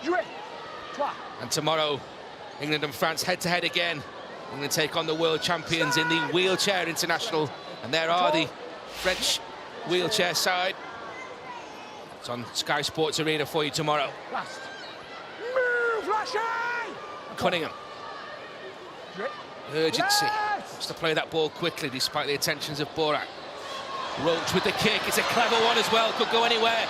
Goldthorpe on the end of it. Momentarily, it's the last one. But she may have sustained a collision here. She's got up. But that was good French defence. Yeah, it's a nicely weighted kick from Georgia Roach. And the penalty is going to go against England for offside from the kick here. It's inside, the inside chase from Tara Stanley. She makes contact. She doesn't. She's within 10. Just a bit over keen from Tara. Approaching the hour mark, 26 points to 4, which probably doesn't tell the full story, does it, of just how competitive this game has been. As France lose the ball, but they're going to get a penalty for a ball steal here. I thought at first it might have been a loose carry, but you could see Bennett's hand. The number 15, she comes in, she has a little tug of the ball just as she's falling off the tackle. Yeah, Vicky Whitfield in that tackle as well. I think Craig Richards, the England coach, is in a pretty decent place, really. He's got some competition for places, girls that haven't made the side, not played in the last 2 tests. So he'll be pretty confident for the back end of the year. 5 Leeds Rhinos, 8 St Helens players and 4 from the York City Knights. The top 3 teams in the Betfred Women's Super League represented, as are their top 3 counterparts in the French Elite 1. Not in control. Bennett. Yeah, England back in possession. It was a mistake, wasn't it, from Borak? Just giving England back possession. This is where I want to see Cunningham pre-line, but not like that. Over too much mustard on the pass. And a reprieve for France. That's generally where she's so good. Pre-line, assessing the defence. The weight of the pass was all wrong, and the French with an opportunity and they can play. Biville picked it up. This is Borak. Vincent Balou watching on. Will be Sarah to post more points here as Bessali is cut down. Tackle there from Bennett. Syria. That was Varela to the left-hand side, but Song Poosh can't keep hold of it. Already in for a try already this afternoon. She can't make it 2 here. It's Borak's pass that just sits just behind Song Poosh, and you can see the frustration on Balouk's face. He knows that's an opportunity. And at this level, they've really got to be taken. And against this opposition, they've really got to be taken. Such a strong England lineup on the field, and so many not making it. The likes of Savannah Andrade, Beth Stark, Zoe Harris, Carrie Roberts, Rachel Woozy and Shani Crowell, of course. I'm surprised that she didn't get in the side, to be honest. Shani Crowell, St Helens prop forward. She played in last year's grand final, got player of the match against Leeds Rhinos. I say those competition for places, Craig Richards been able to call on all those girls come the end of the year. Exciting times for the girls' game. Here is the captain, Emily Rudge. Tell you what, that Parkour, the number 8 for France, has put herself about.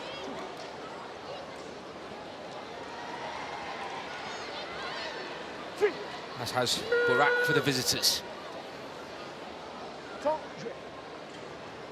Bennett once more, and Cunningham.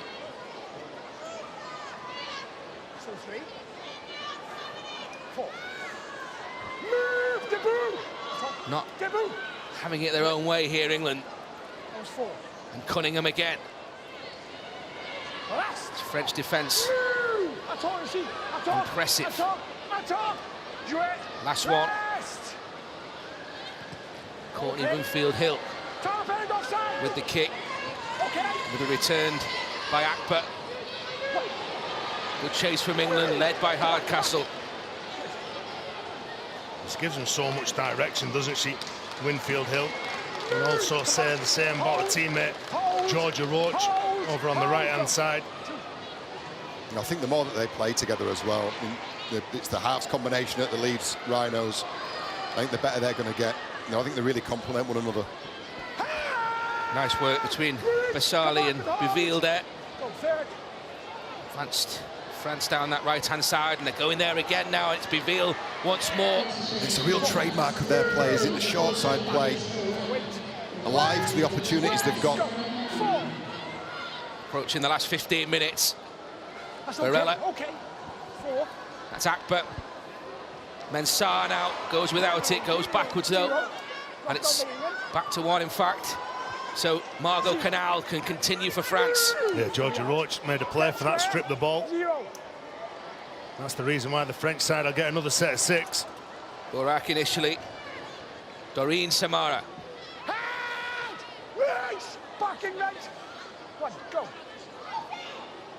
A Scar player. Syria. Besali.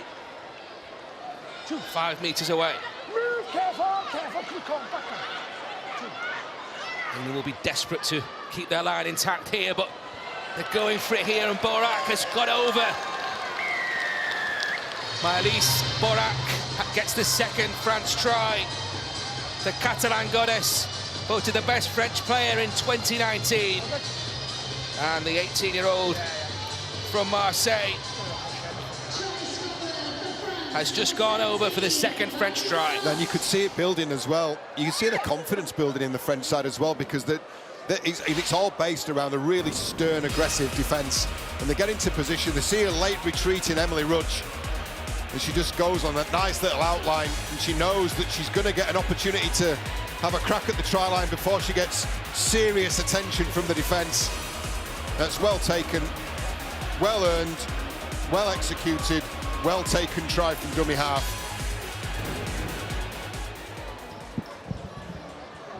Marseille born. But delighted to double that French try tally. Syria looking for her first success with the boot.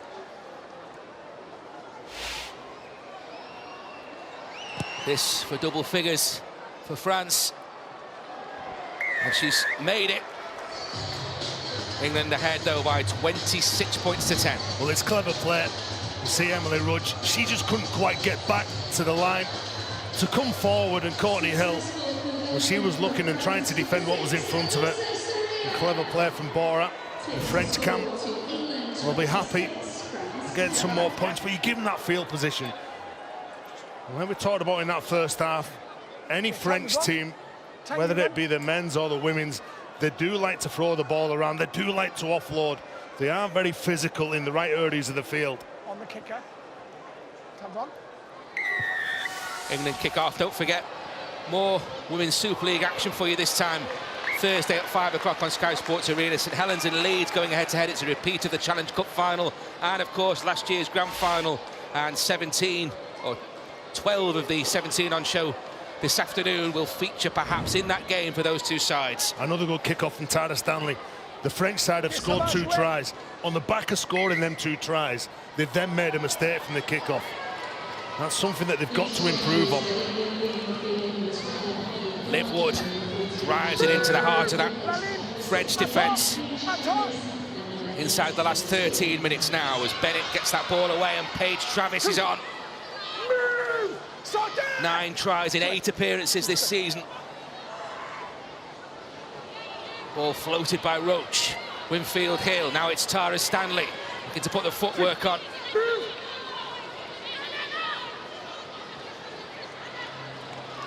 Cunningham to step her way to the line.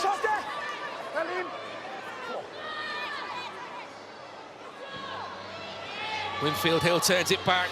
Grace Field close to the line. Hard to stop. Bennett. Pass to Stanley. She can't find Beavers. And again, this England attack not quite hitting where I'm sure Craig Richards would want it to.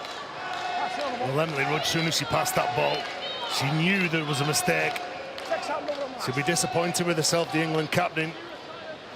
And Beavers just acknowledges the fact that there was a chance there, an opportunity, and Craig Richards, like I'm sure he would have said in the build-up to this game, we need to cut out the mistakes. The amount of mistakes they made last week was too many. You get into the business end of the year now, when you're going to be playing against the best in the world in a competition that you might not have another chance in your career. They face Brazil at Headingley on the 1st of November. Then it's Canada in Wigan. And then Papua New Guinea back at Headingley on November the 9th. That's England's schedule. Well, this should be another possession to France. I'll tell you what, but for an England arm, that could have been a break. Syria, and it's the pass there that's just touched by Beavers, I think, on the way through. Because there was an overlap there, and Beville, we know how dangerous she looks in open space. Yeah, and it is. It's another possession for the French. An important contribution there from Beavers. Let's put a spring in the step of this French side as they form the scrum. Vincent Ballou's men will be based in York for that World Cup. They face New Zealand on the 2nd of November and then Australia 4 days later. And finish off with a clash against the Cook Islands. Tournament semi-finals also in York before the decider at Old Trafford on November the 19th. That's what it's building towards. And at the moment, England not with the performance that they would want. Massive encouragement for France, though, in that difficult group. Set restart as well for the visitors. Sarah Maynard cruises on to that ball. Go. Her debut this afternoon. Varela. Now Borak. Come back. Come back in there. Try just a few minutes ago. Good work.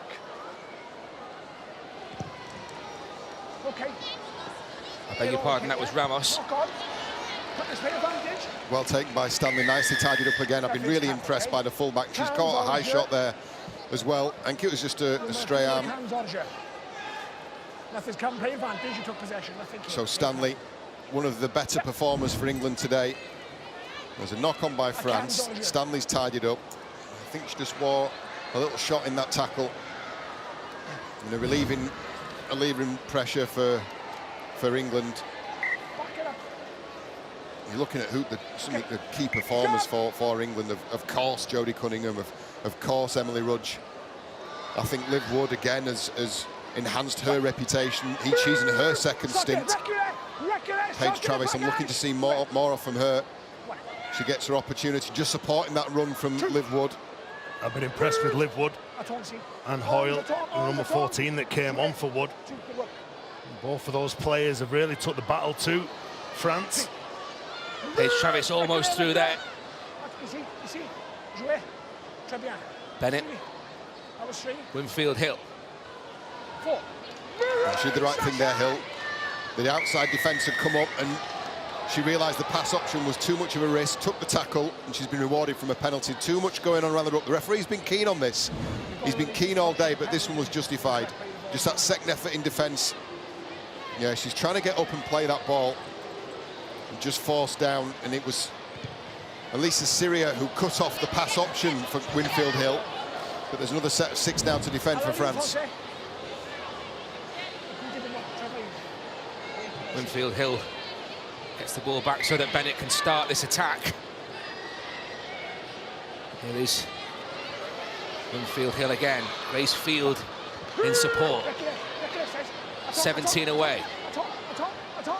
Kira Bennett barks the instruction. She goes to the right to Roach. Again, the ball's gone to ground. France pick it up. Yeah, it's just overplaying again from England. You look at the game, I think England certainly got the better players.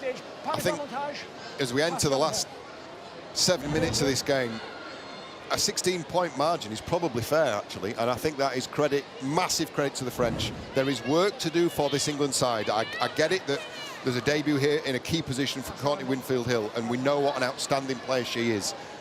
That combination between Winfield Hill and Georgia Roach will build.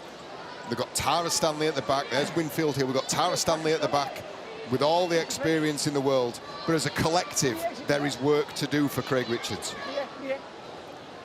Just a 16-point margin. He's 36 points in Perpignan last October.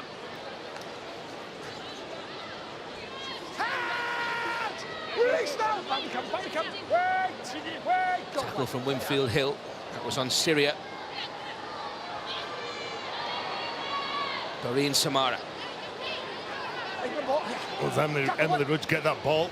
Well, that was overplaying, especially from the French side. And then we've got 5 minutes left. It's Amy Hardcastle with a decent charge again. On a hat-trick, of course, Amy Hardcastle. Bennett gets the pass away, Liv Wood.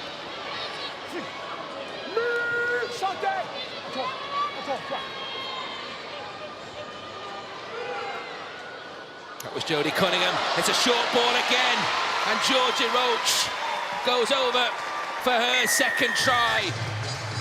Jodie Cunningham, the architect again, and Georgia Roach on the receiving end. All smiles from those two, all smiles from the England side. They've cut France apart once more, and now England hit 30 in Warrington.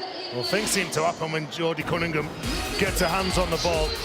And what you like is how close she goes to the line. She knows what defender she's trying to attract. And she knows Georgia Roach is going to be pushing up, but you can see that she's set her eyes on Maner.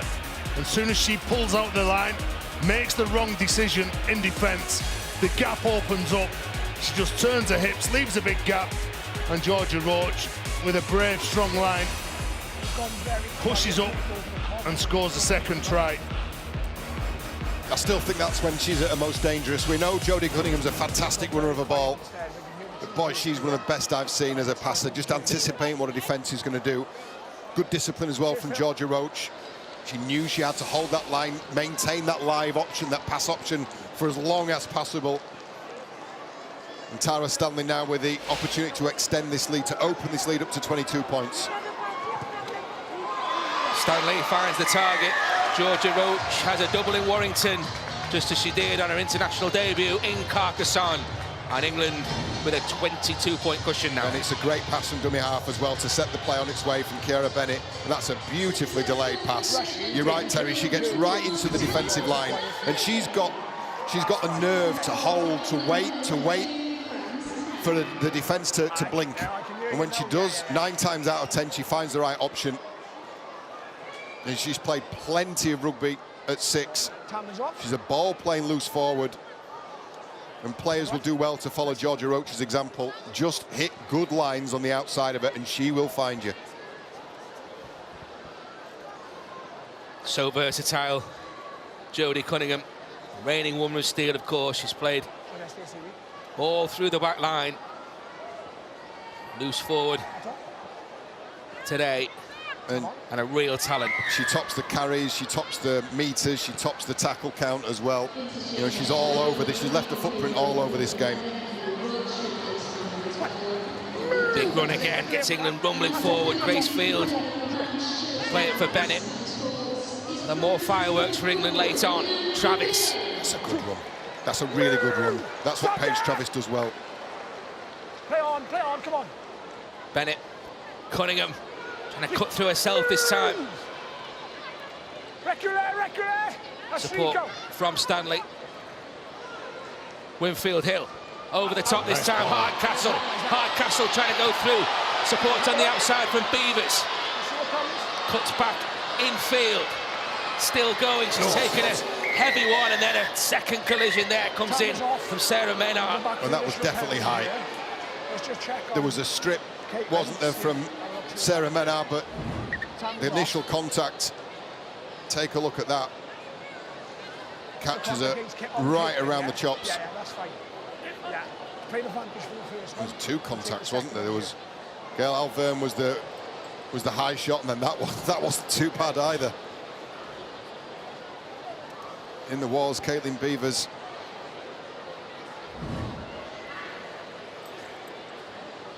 Just as she recovered from one, hit by the other, still receiving treatment. The previous one was a penalty for me, and then we've got high contact and the ball's field anyway here, so we're going to have a penalty here. There's a shot there as well. There's a shot off the ball in back play that we think is being assessed.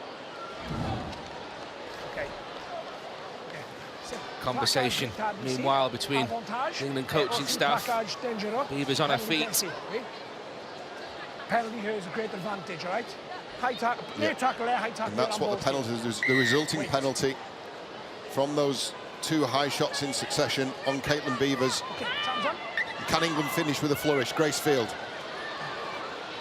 Field into that French defensive line, centre field for England. 2.5 to go. Bennett.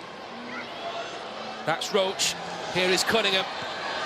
Further wide is Goldthorpe, and Goldthorpe's going up for the line herself. Fran Goldthorpe does provide a final flourish for England. All from the penalty. And the 19-year-old Fran Goldthorpe scored the opening 2 tries in Wales last Sunday. Try against the same opposition on this ground 12 months ago. And now Fran Goldthorpe strikes against the French in Warrington. Well, if the last try was all about the craft of Jodie Cunningham, this one from the back of a penalty with multiple shots, one a lazy arm across the face, and the second with a bit more behind it from Mensah. If the first was about craft, this was about pace. Ball out on the edges, early ball to a centre who can run. A centre with wings for heels. And Fran Goldthorpe, the Leeds Rhinos 3/4, puts an impressive finish to what has been a much better second half. Not without its resistance, it has to be said, from France. A much improved France side. England have had to work for it. Craig Richards, I think that's a look of relief as much as anything else. The scoreline has now blown out to 36 points to 10. But I'll say it again, as I said at half-time, it does not tell the true story of this test, when it has been, and it has been a real test for England. It just makes that scoreline look a bit better, doesn't it? 7 tries England have scored. Fran Goldthorpe into the corner. Can this be goal by Tara Stanley? It's a great attempt again from Stanley, but just wide of the target. 36 points to 10 in favour of Craig Richards' side. She does a decent job, doesn't she, Fran Goldthorpe? She doesn't panic. She can see the try line in front of her. She knows that she's running out of space. Leah Burke, maybe if that ball would have been tipped onto it, she would have got bundled over the sideline. So it was good play from her. Time off. Like John said, this has been a real tough encounter for England. Okay. Time on. Maybe not the performance that the coaching staff wanted, but they have been given a big examination here, and that will stand them in good stead with the World Cup less than 5 months away. The hooter sounds, and it's a comprehensive win for England. There's the reaction from Craig Richards. Smiles eventually, but he will be not happy with elements of that performance. France have given his side a real test, but 7 tries to 2 has seen England come through it comfortably. Bigger examinations to come in the World Cup as they ramp up their preparation for that tournament. But France go the same way as Wales, in emphatic fashion, really. We'll work on the performance, but the result is a good one for England. They've won the first half of this doubleheader by 36 points to 10. Ben, John, Terry, thank you very much. Absolutely a reminder, we've got the England men against the Combined Nations All-Stars coming up. First, though, a review of that England win, 36 points to 10. Over France in the company of Jamie Jones-Buchanan and Danica Preem. And it's Danica we're going to start with. Your honest assessment of that performance. Oh, look, a win's a win, and the girls need to take a little bit from that. But if I'm being honest, I think the girls are going to be a little bit disappointed in their performance. They're going to be disappointed in a bit of some of the errors, the completion rate, and just, you know, they didn't capitalise on having that one-man overlapper, you know, for that 10 minutes, and they probably should have been a few more points up because of that. A lot to build on, you know. They've got 16 weeks now until the World Cup starts for them, so hopefully in that next 16 weeks they can right some wrongs. The team spirit's outstanding. They're all giving each other a cuddle there. Neil know, Danica, that those girls are their own biggest critic. And when they reflect on that game, I'm sure, as he's saying, they'll be really disappointed, as will Craig Richards. But they look like a team that don't play together very often, and that's the case that they don't. And that was part of what the purpose of today was. But there was enough for me, glimpses in there to show that there's a good side. They need to start the game better. They need to start the second half better. Start at both halves, and then I think the goal line D, a lot of concentration, a bit more talking, and a little bit more detail in that. You're right to point out that the international games are all too infrequent. The counter-argument may be that they had a run-out last Sunday against Wales, and some of the somewhat sloppy play we saw against Wales was evident again in this performance. I'd put it to you.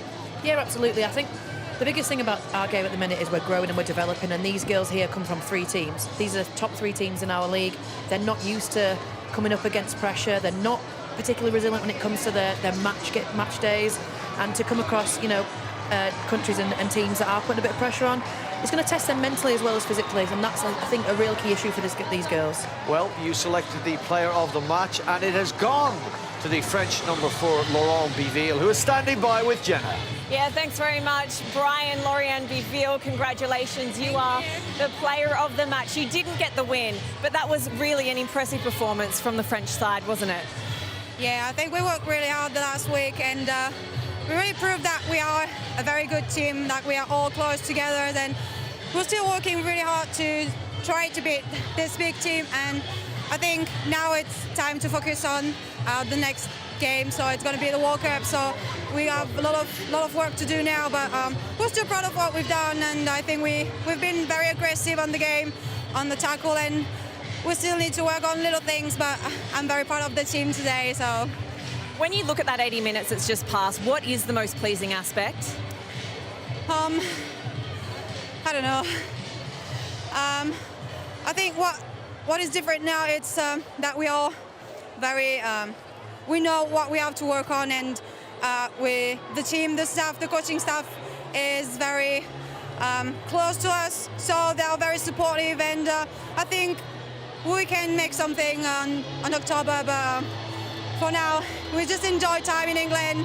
The last time we played here was years ago, so we are very grateful for this moment, and yeah, just very happy to live this moment now. You mentioned October there, just over 4 months to go until the World Cup. What will that performance do for confidence ahead of the end of year tournament? I think today this game shows us that we can make very good thing on the field if we are very confident, and if we can play the game we can play, we can go forward on the field, and we even make them dope sometimes. And I think we will see what we've done today next week, but I think we can do great things. We just need to get more confident, and I think today was a good day for that. Well, Lorianne, congratulations. You are the player of the match. Thank you so much. Yes, congratulations. And here is Emily Rudge getting the National Lottery trophy from chair of the RFL, Simon Johnson, on a brilliant personal day for her in which she won a record-extending 26th England cap. And they lift the National Lottery trophy, having beaten France 36 points to 10. Next action for France will be a warm-up game before they take on New Zealand on November 2nd in the World Cup. And that will be the day after the double-header at Headingley that sees Papua New Guinea take on Canada after England open up their World Cup campaign against Brazil. It's all getting very real for these girls very quickly. Yeah, absolutely, and I've got to go back and mention the National Lottery and the funding that's done for the women's game. You need to remember these girls are not professional athletes, and the National Lottery funding has meant that during COVID we could play the leagues and we could become with this elite status. So, you know, having that funding and moving forward into the World Cup has been really pivotal to A, make sure the girls get the game time, and B, make sure that they're playing with the standards that they should be playing in with this elite pathway. So building towards the World Cup has been fantastic. Let's get straight back down to Jenna, who is standing by with the England head coach, Craig Richards. Let's get his thoughts on that performance. Yeah, thanks very much, Brian. The victorious head coach is alongside me. You wanted a test for England today. Do you feel like you got one? Yeah, definitely. In parts, it was a real good all-international game where France are always improving. They're big, strong, physical like we expected. So that was great. I thought it was fantastic. According to our stats, after the opening 10 minutes, it was France, in fact, who had 94% of the possession. Why do you think it was so difficult for your girls to get their hands on the ball early on? Nerves, penalties, mistakes. It's all about that. But you know something, I'll flip that on its head. We defended our line like it meant something. And a team that can defend has always got the opportunity to go away and win handsome like we did in the end. And when you look ahead to October, just over 4 months to go until the World Cup, where do you want to see your side improve? Oh, listen, there's more consistency. I thought some of our shape was absolutely fantastic. You know, we've got a couple of guys that have debuted again on top of 3 that debuted last week, and some of the shapes we throw in are great. We just got to understand each other a little bit more. But listen, I'm absolutely over the moon with a lot of what we did. Is there improvement? Yeah, there is, because we're striving to be perfect. Well, Craig Richards, you got the win today. Congratulations. Thank you very much. Thank you. We'll hear from your opposite number now, Vincent Ballou, the head coach of France. Vincent, you said you wanted a better performance than that from October. I think you got one. Yes, it was really a good game, a good match. We played against a big team of England. Big players, very fast, very strong. Good strategic, was very good. I have nothing to regret about my team. There was a big team, there were a real big team. Now we know where we are, we have to work. It's the reality, rugby league is very hard. Every fault, every problem is sanctioned, you understand? I said to the girls, they are to keep the head up and look in front of her, because we have to work again. But today it was a good game for us. Just speaking to Lorianne, who was the player of the match, she said that this performance today will give your team an incredible amount of confidence ahead of the World Cup. Would you agree? Sorry? Would you agree that this game today will give your team an incredible amount of confidence ahead of the World Cup? I don't understand, I'm sorry. You must get a lot out of this performance. Confidence? Yes. But Lorianne put the team up. His discipline, his mental is higher than the other players. She's very experimented. And I know we have to look his game, to watch his game, to take example. Well, Vincent Ballou, thank you so much for talking to us. I'm very sorry for my English, but I do my best. Your English is far better than my French, so thank you. Thank you for this moment. Merci, Vincent. Baloo, excellent. Thank you, Jenna. His reflections on a 36 points to 10 defeat. Well, let's say emphasising to his players, no doubt, that every mistake gets punished at this level. And no doubt when they're facing against England, they're facing one of the top teams in the world. 16-4, though, at half-time to England. Simbining early on in the second half, one that England weren't able to capitalise on enough, in your mind? No, not at all. You know, these girls can throw the ball around. We know Kira Bennett came onto the field, and between Courtney, Kira and Georgia, they played together, you know, in the club level. And, you know, that to me should have been where they capitalised, and, you know, and they can move this ball around. Unfortunately, just didn't mean to make it. But now we see, you know, Courtney throwing the ball around. She hits out to Amy, who is just an absolute powerhouse to get over that field. OK, Elodie Pakul's back on the field then. We see Georgia Roach go over to make it 26 points to 4 after a break down the wing. Yeah, and I agree with Craig Richards. I think some of the shapes in the ball movement was outstanding. Georgia Roach taking most of that break there with a bit of a sidestep, and just kept putting shapes on England. But again, the goal line D for me wasn't quite good enough. France taking advantage here. Just a real basic dummy half scoot and getting over and keeping themselves in the contest. Cunningham, short ball, squared up, Georgia Roach going in for a second. And listen, they're the little bits that they need to keep work on. It's not perfect. Some of the execution weren't quite on the money, but there are some really nice shapes that they'll put in review. A little bit like this one, you get a one-on-one with Goldthorpe and a wonderful finish and put down. Bit of an air pull at the end there, Danica. Yeah, there always is. You know, it's never on purpose. It's always a little bit accidental, is that, but that's the nature of the game and the girls. 10 late points, though, I suppose. It gives a better reflection on the scoreboard, but it's not maybe what Craig Richards and his side will look at. No, absolutely not. But, you know, to get those points towards the end of the game shows that the girls have got that resilience to keep pushing and keep moving forward. They'll take a lot away from today, individually and as a team, and that's going to be a massive growth for them in the next 16 weeks. Yep, as we said, it's a huge international weekend here on Sky Sports. We've got a double header today coming up a little later. We've got England men against the Combined Nations All-Stars. Tomorrow from Manchester, we'll bring you the two best wheelchair sides in the world as England take on the World Cup holders, France. And Jenna Brooks is standing by with the gentleman who will be our special guest on Sky Sports. Jenna. He certainly will. James Simpson is alongside me. Rugby League World Cup ambassador, England international, the captain, coach of the Leeds Rhinos. Also alongside us, you might notice 3 World Cups. We've got the wheelchair, the men's and the women's. James, for the first time in the history of the World Cup, we see these 3 competitions running simultaneously. How significant is that? I think it's quite hard to say just how big it is, really. It's absolutely incredible. I mean, wheelchair rugby league has been in the shadows for quite a while, and it's because of this World Cup now we've managed to elevate the whole game of wheelchair rugby league. It puts our players on that same level with the men's team, the women's team. All the players are getting treated exactly the same, and it is absolutely phenomenal. It's making us give more as players because we want to be there so much at the end of the year. Brian Carney mentioned this just before. As we know, we've got a wheelchair game, a very important game live on Sky Sports. England up against France, world number 1 France up against world number 2.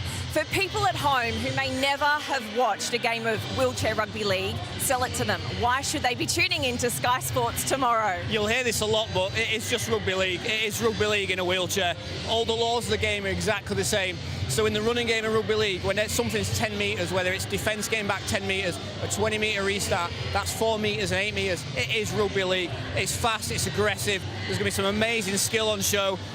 And there's going to be some big hits as well. It's rugby league. You're going to see some chairs smashing into each other and some people going flying. We cannot wait. So join myself, James Simpson, and also you, Jamie Jones-Buchanan, tomorrow, 3 p.m.